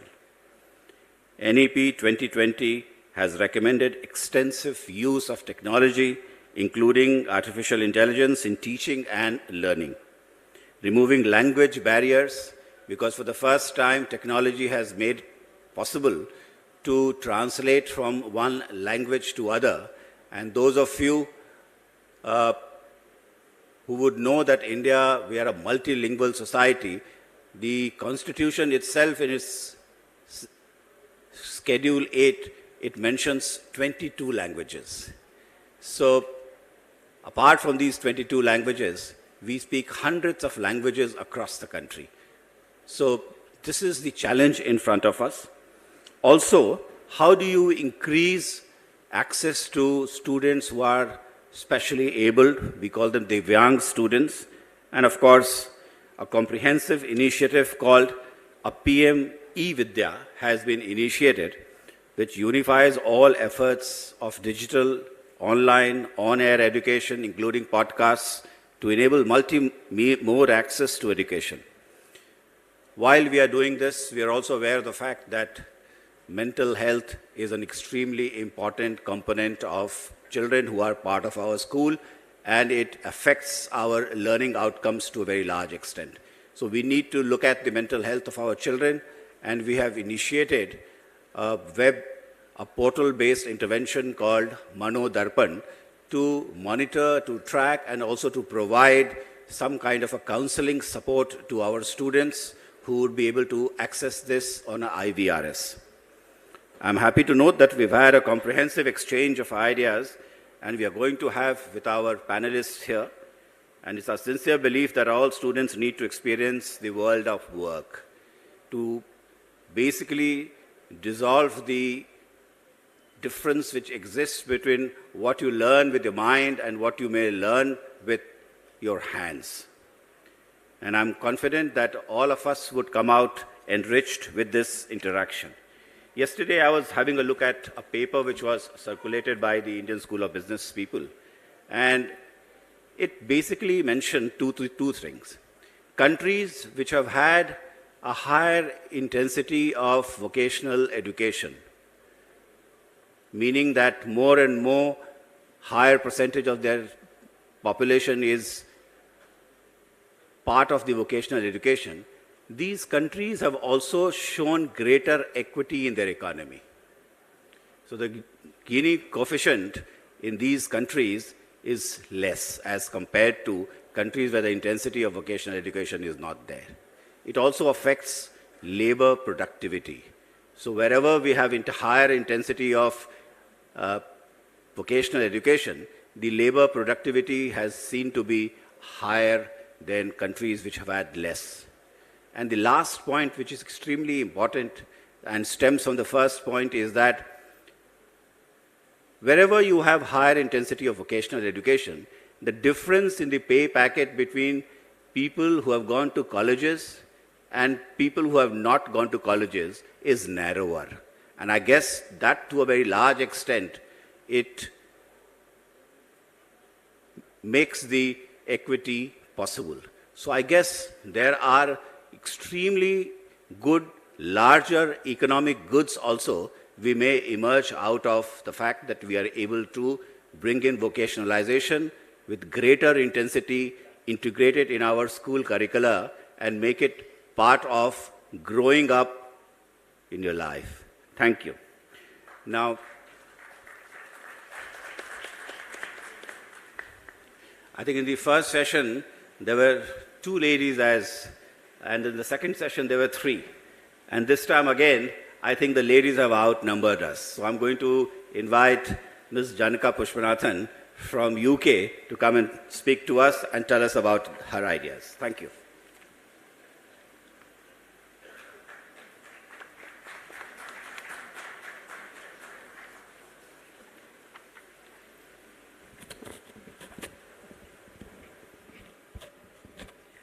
Thank you, Honorable Chair. Yet another wonderful G20 gathering. Like someone else said before me, it's a fabulous forum to engage, to interact, to get insights, to share knowledge and wisdom, and to go back enriched. So thank you very much for this wonderful opportunity. And also thank you so much for the excellent hospitality. I think I've been following the G20 since Chennai. I think Chennai was wonderful. Amritsar was splendid. Now Bhubaneswar has literally blown our socks away. So thank you so much for all the hospitality so far. Other than the knowledge and insight, I think we've also been able to collect a very eclectic we are owning an eclectic collection of scarves and beautiful handicraft items that you've very nicely and kindly gifted to us. So thank you so much for all the hospitality. Thank you for setting the context and sort of sharing about the Government of India's vision to vocationalize.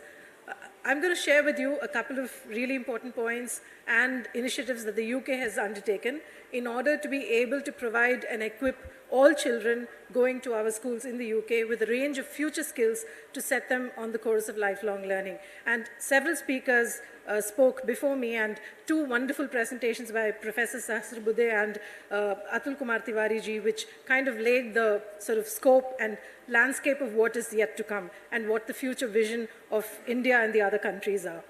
So there are two white papers, and which we've already shared with the Indian government. The Opportunity for All, Strong Schools with Great Teachers for Your Child white paper, and supporting documents from the UK set out our government's long-term vision for school system that helps every child, especially girls, fulfill their potential by ensuring that they receive the right support, the right environment, at the right place and at the right time. By 2030, every child will be taught by an excellent teacher, trained in the best evidenced approaches. And like the chair was saying, that if we want to actually start at a school level, the heart of the school education actually is with the teachers. So unless teachers are really equipped to deliver these outcomes, it's going to be very hard for all countries to be able to realize their vocationalization goals.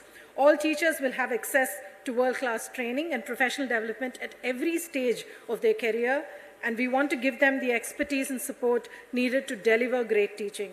Teaching will be, in the UK, an attractive, high-status profession. We will recruit and retain the best teachers in the subjects and areas that are needed the most. High-quality early years provision will also ensure that all children have the best possible start to their education, building very, very strong foundations for the rest of their time in school. We will deliver, a little bit of numbers here, we will deliver 500,000 teacher training and development opportunities, and by 2024, which is next year, we will be giving all teachers and all school leaders access to world-class evidence-based training and professional development at every stage in their career. Specialist training to drive better literacy through a new national professional qualification for leading literacy, and another one, a new national professional qualification for early years leadership, and up to £180 million investment in early years workforce, including training for early years practitioners to be able to support numeracy and literacy teaching, which I think is going to be the theme for the June Ministerial Summit as well. £30,000 starting salaries to attract and retain the very best teachers in the workforce, with additional incentives to work in the schools with the most, which need them the most. What does this mean for families in the UK? They will get excellent teachers. Their children will be taught by highly skilled teachers trained in the best evidence teaching methods and pedagogy to be able to help all our children in the UK reach their full potential. Great teachers where they're needed most. New targeted initiatives will attract teachers to not only come to work, but train and stay in schools serving disadvantaged communities. A more expert early years workforce, we feel, is very important to be able to realize future skills goals. They will be equipped to support children through the most crucial stage of their development and lay very strong foundations for lifelong learning. Every child, we believe, should benefit from a broad, ambitious, knowledge-rich curriculum taught by highly skilled teachers. This is essential to the task for spreading opportunity and for leveling up.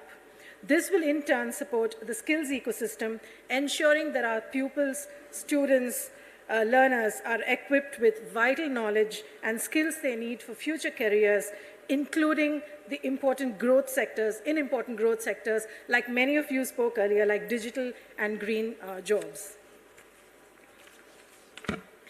It's also very crucial that every school has well-designed and well-sequenced curriculum, which then ensures children build knowledge in a broad range of subjects. And I'm very glad you mentioned it, Sanjay ji, in your speech, before going to specialize on after the age of 16. So the maximum wide range of subjects you're able to learn in school, the better you are able to make informed decisions post-16. So you develop skills for a further education and training. This white paper that I mentioned marks the start of a journey towards an education ecosystem in which all children, especially girls, benefit from high standards of the best schools and families of schools, bringing us closer to achieving our literacy and numeracy missions year by year. It forms part of a wider program of change alongside with the Skills for Jobs white paper, which I spoke about in the second education working group meeting, and Leveling Up white paper. Leveling Up is a moral, social, and economic program for the whole of UK government, and Leveling Up, the white paper, sets out how we will spread opportunity, like you mentioned, more equally, equitably across all of the UK. Reforms to post-16 technical education, which is the Skills for Jobs paper, talks about training to support people post-16 to develop skills needed to get good jobs and to improve national productivity, which I think was the crux of what you mentioned as well. So we're very happy that we've been given the opportunity to share a little bit of what the UK does, and we look forward to collaborating with, in multilateral as well as bilateral partnerships with India and the rest of the countries. Thank you very much for the opportunity.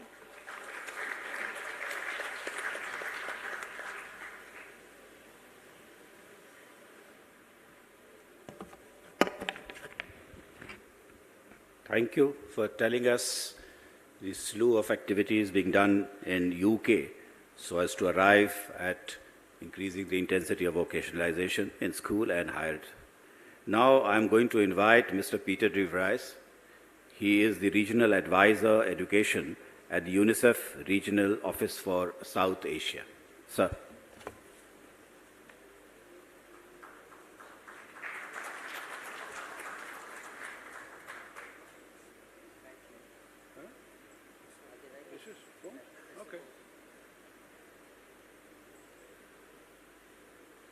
Pointed where?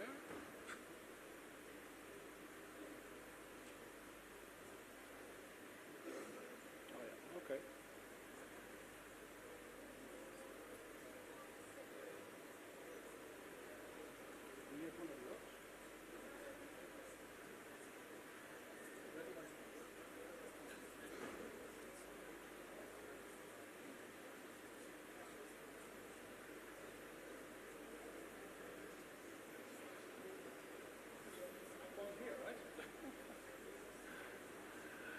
So I'm first trying to use this machine.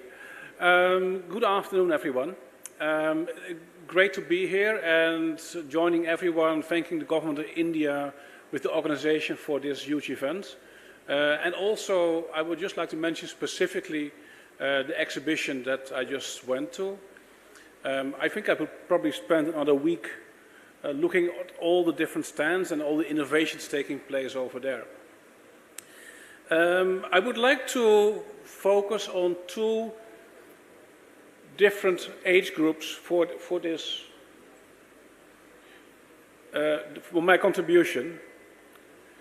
If we get a screen or, hello?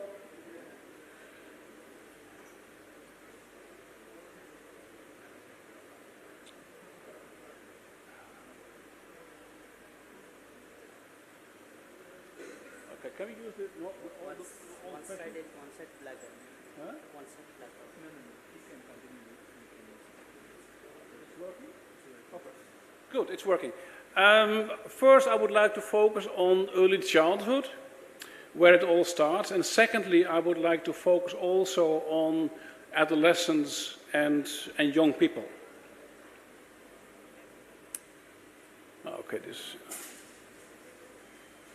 So the early years is really critical in terms of investment. That's where it all starts. It's really focusing on, when we talk about lifelong learning, early childhood education is where it all starts. I'm sorry, lab. Okay, so we talk about brain development.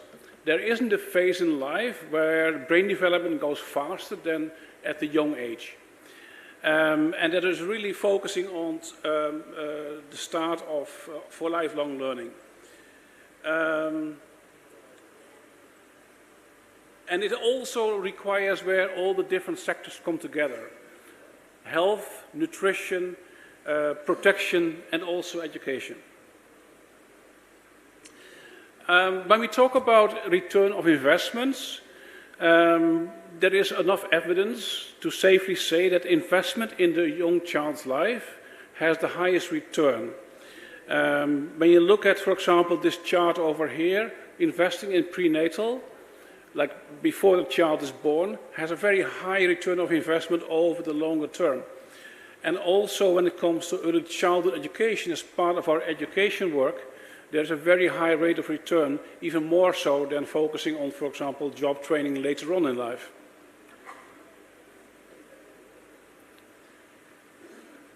So when you look at early childhood education, first of all, early childhood education really builds on the motivation of children to learn. It's a natural kind of process. And then a number of different skills are being supported at the early age. Cognitive skills, socio-emotional skills, adaptive skills, and executive functions. But also, early childhood is an equalizer. And from a UNICEF perspective, we always focus on equity and the most disadvantaged. And early childhood, we know that the children who are left behind, who are most disadvantaged, benefit most from investment in early childhood education. So it's also, later on in life, an equalizer for education.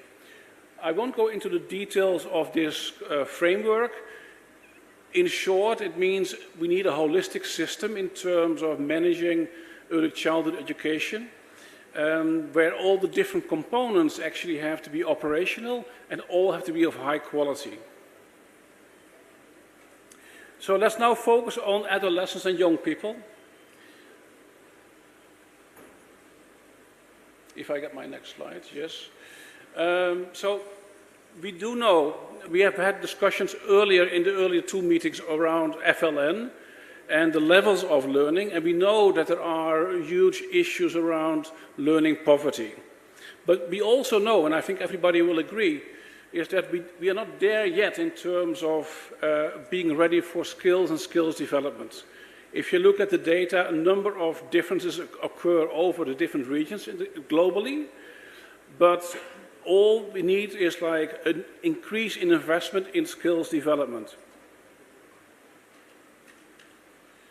Because we also know that investing in skills will actually help us in terms of increasing wages later on, increasing government revenue, but also multiple benefits we have for individuals in their own life. I was in a webinar recently with the ADB where there was an example on scholarships for girls in Bangladesh.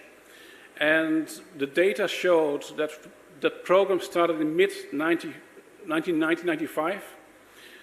And the impact was that after 20 years, they could say actually the age of girls marrying increased with 2.6 years because of that scholarship. And that makes a huge difference in terms of other indicators for development. Then I mentioned the exhibition. I hope everyone has been able to also look at the UNICEF exhibition stand. One of the areas where we are supporting India is around the passport to earning. And it's a great example of all these new innovations taking place, where new partnerships are actually creating a new idea, a new momentum around skills for development, for adolescents, around skilling and reskilling and upskilling. This is one of the many innovations, and it's great to see this kind of partnerships happening. If you look at this exhibition, you can see there are so many things happening, and that's a very positive thing to end my presentation. Thank you very much.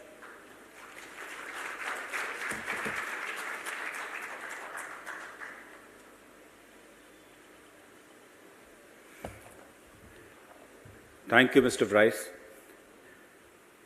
Now I shall invite Ms. Sophie Fisher. She is the Director of Multilateral Policy, International Division, Department of Education in Australia. Please.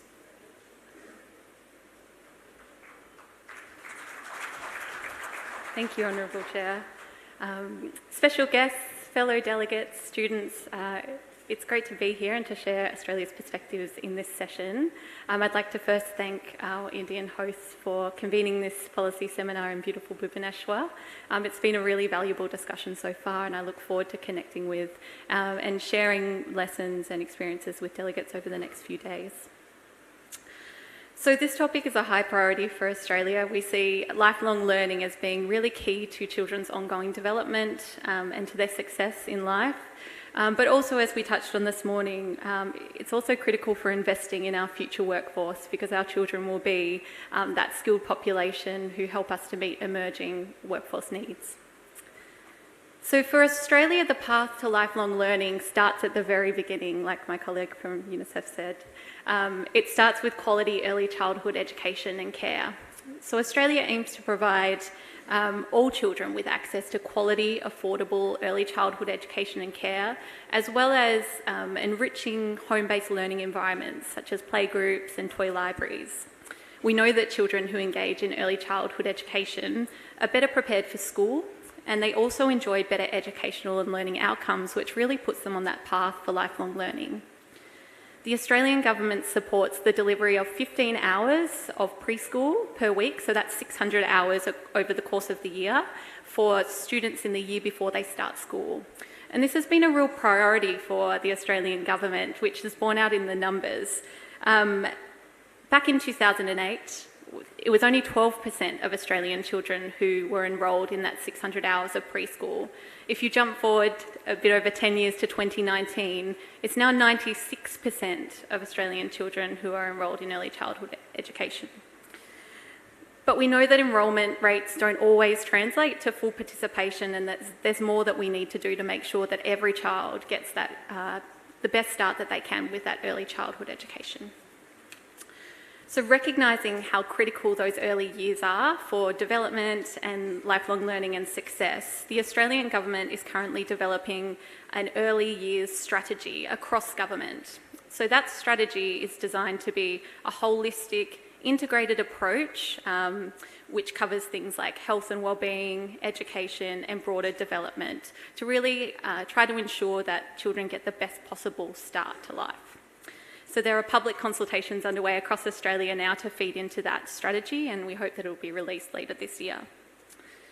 Australia also invests in specific measures to support the education and development of groups of students who might face barriers, such as First Nations children. So there's a great program in Australia called the Connected Beginnings program, which aims to connect Aboriginal and Torres Strait Islander children and their families with services such as health, maternal services and early childhood education.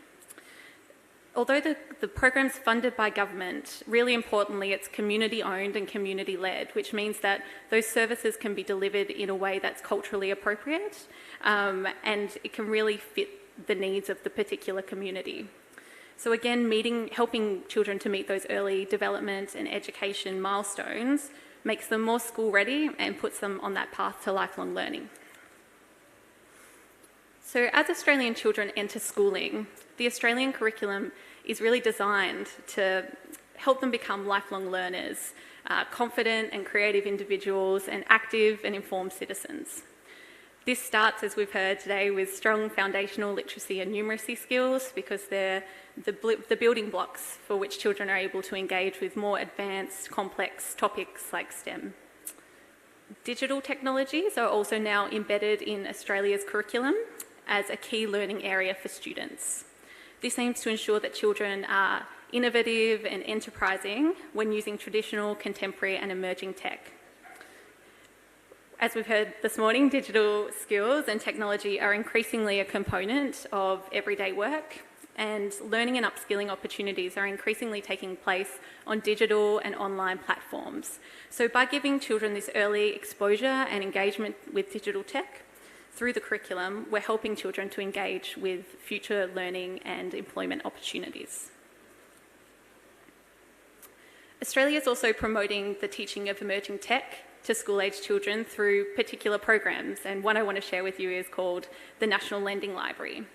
So that program supports integration of the latest digital technologies equipment into schools. Basically, teachers and schools can request to borrow particular technology for free, and the technology comes with lesson plans for different age students, and it's mapped back to the Australian curriculum.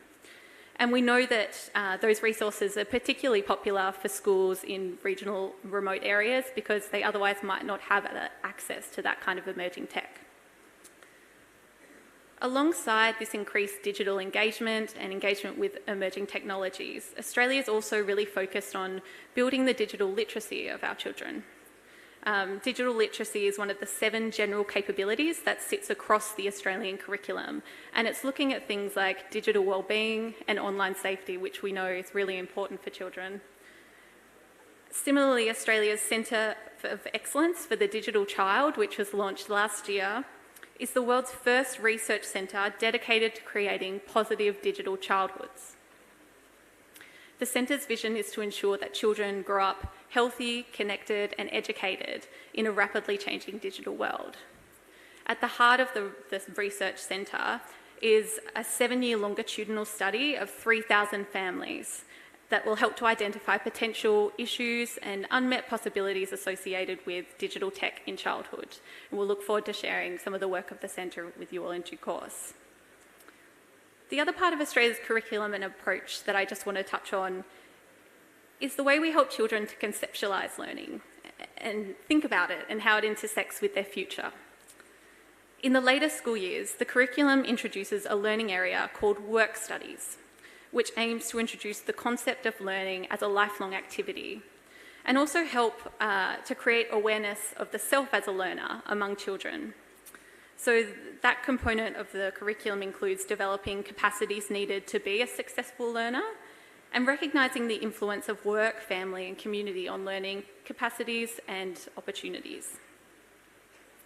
And although that element of the curriculum is focused in the years 9 and 10, so kind of later on in the schooling life, research tells us that children are actually already starting to make subconscious decisions about their future aspirations and opportunities from as young as 7. So we also have initiatives to start these conversations in younger years, and there's a great program called Australia's Little Ripples program, which provides resources and support for teachers and parents to encourage those early conversations and activities to really help broaden and positively contribute to children's future aspirations and also their possible career paths. In my last minute, I'll just cover off on a few initiatives that Australia has to help support children as learners into their teenage and young adult years. Australia provides industry training hubs in areas of high youth unemployment. The hubs work with and encourage young people to build their skills and enter occupations that are really in demand in their particular region. This helps to create better linkages between schools and industry. And Australia is also really focused on developing innovative education offerings like micro-credentials and short courses, which we've heard a bit about today, which really provide opportunities for people to upskill and reskill.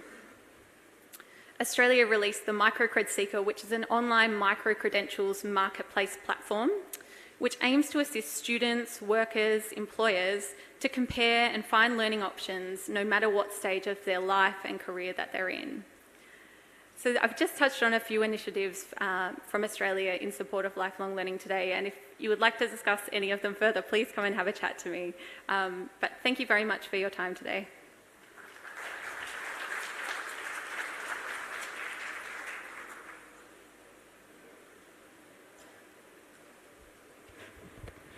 Thank you, Sophie. So we come formally to an end of the third session for the day.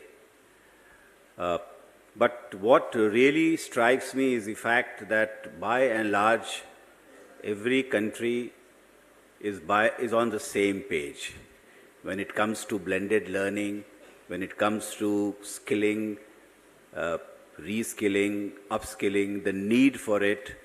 I guess we call it by different names in different countries, but the basic idea which is driving what we are doing in almost all the countries remains guided by similar sentiments. Peter de Vries made a presentation which comes from UNICEF's long experience of having worked with the children, that how important it is to catch them young, and why is it so important to make investment at the early stage. And our national education policy also captures the same spirit. We also say that till the time the child is about 8 years of age, it's extremely important that he learns basic linguistic skills, numeracy. And when we are talking about lifelong learning, then I guess the initial learning, which is based on foundational literacy and numeracy, it has to be good, it has to be strong. And if this base is strong, then all the learning which comes on this is going to be good, it's going to be helpful to all of us. So with this, I thank all the co-panelists for having shared their views, and thank you, ladies and gentlemen.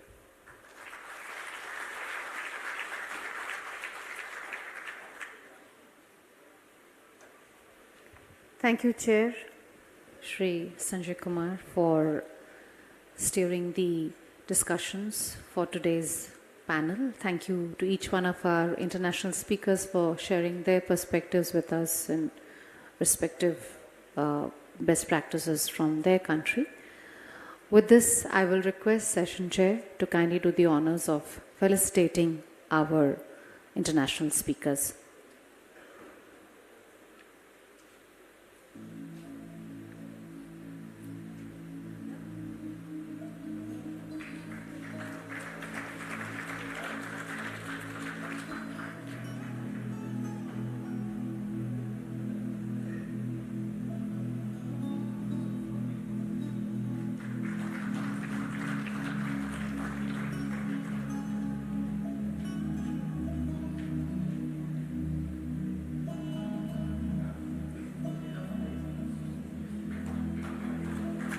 May I now request Madam Sonal Mishra to please join us and felicitate Session Chair.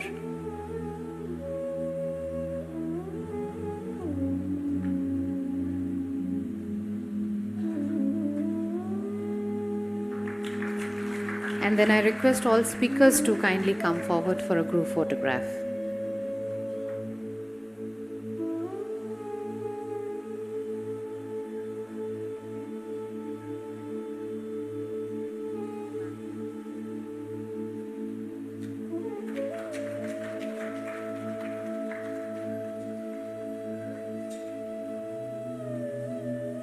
Thank you, speakers. And now I'd like to invite Shri Atul Kumar Tiwari, Secretary, Ministry of Skill Development and Entrepreneurship, to kindly make his concluding remarks.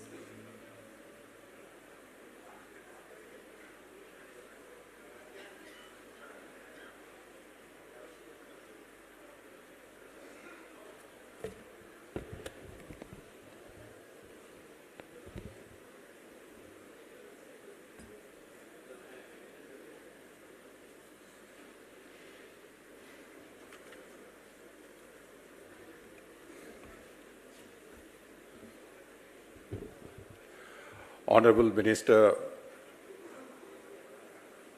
of State, Dr. Subhas Sarkarji, my colleagues in the Ministry of Education, the esteemed delegates from the G20, which is the seminar on the building capacities for lifelong learning in the context of future of work. I'm sure it will benefit everyone present in this conference. There could not have been a more comprehensive context setting than done by Dr. Nirmaljeet Singh Kalsi ji chairperson of NCVT. He took us through sectoral trends, the evolution from Industry 4.0 to Industry 5.0, the initiatives of various G20 countries, deliberations with Singapore delegation, the Indian TVET system, and the construct of the National Credit Framework. Good morning messages that he relayed in different international languages brought out our G20 theme of Vasudhaiva Kutumbakam, or One Earth, One Family, One Future, as explained so beautifully by Honorable Prime Minister. The Honorable Minister talked about the catalyzing role framework and the recently launched draft National Curriculum Framework. He so very articulately illustrated the interdisciplinary approach, focus on technology, flexible pathways with multiple entry and exits, and such other features of the new policy paradigm that will suitably accelerate an ecosystem of education and skills aligned to the future work and lifelong learning. One of the key initiatives that he mentioned in this regard is the setting up of National Digital University, which will build a network of academic institutions along a wide variety of learning offerings.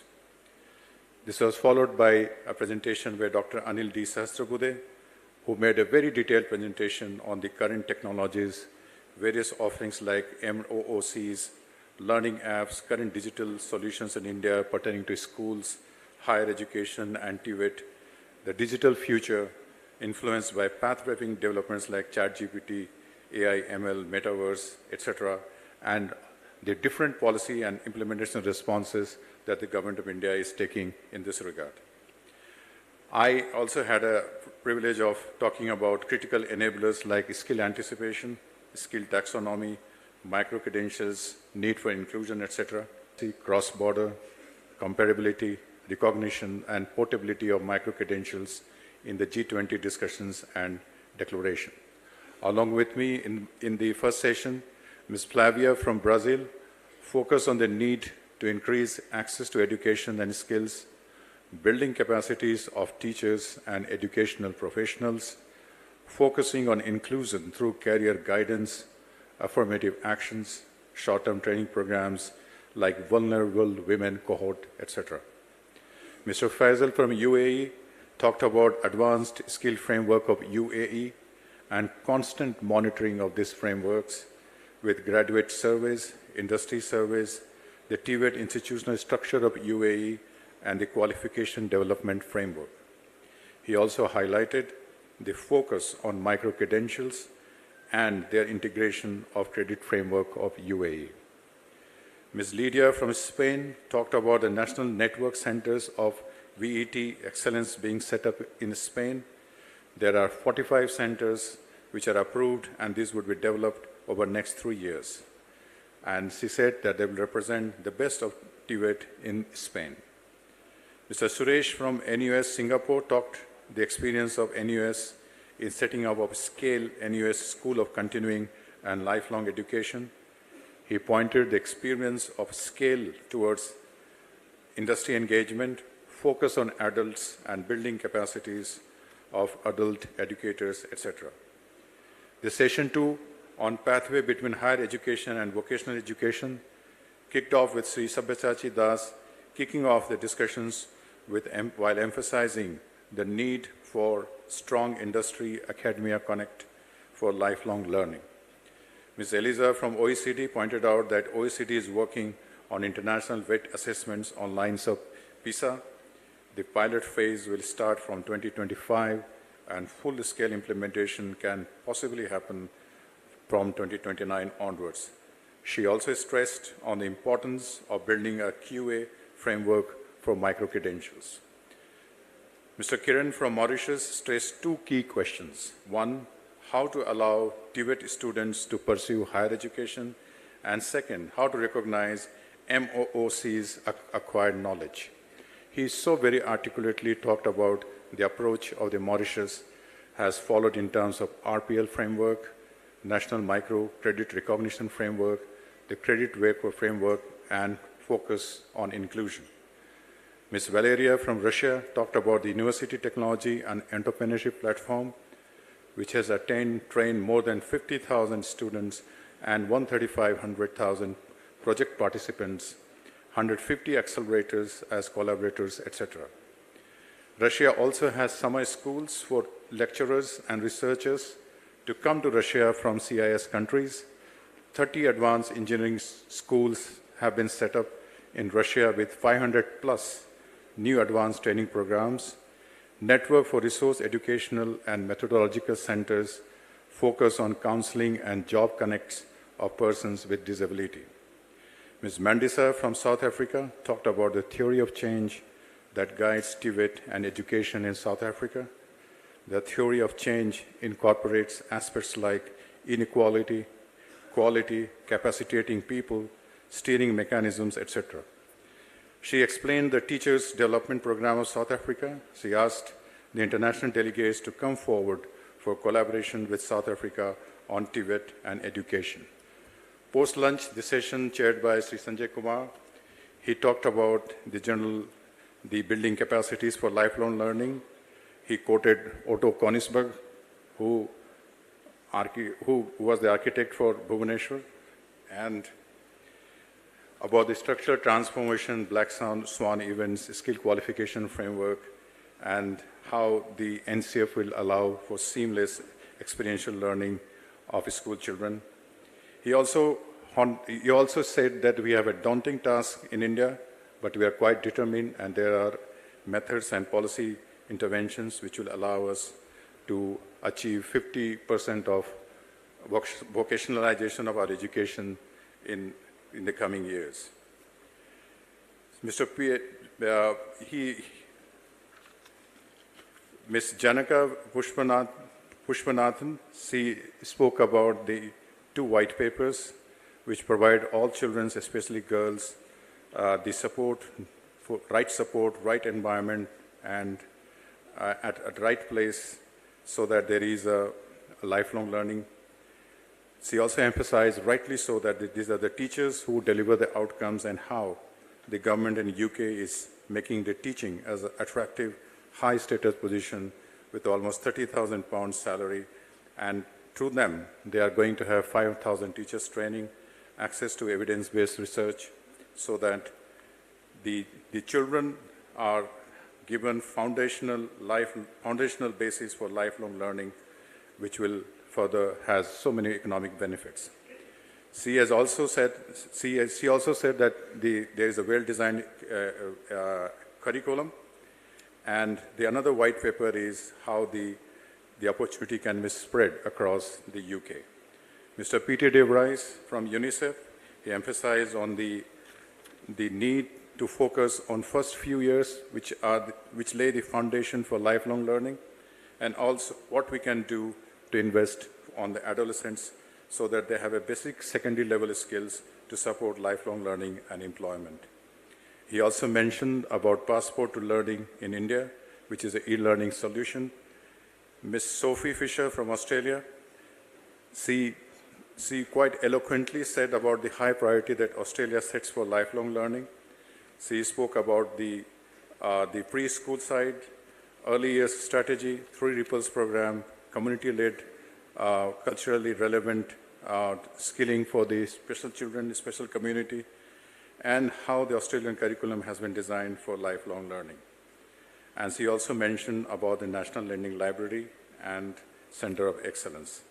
At the end, I would like to say that today we had a useful discussion on the topic, and as my colleague, Mr. Sanjay Kumar, was saying, all the different countries facing are having the same dilemmas, and they're also having the similar pathways, policy interventions, and schematic interventions. I thank all the participants, all the chair, all the audience for taking part in today's discussion. And this allows also me to invite the G20 delegates for the dinner and culture evening today. Thank you very much. Have a good day.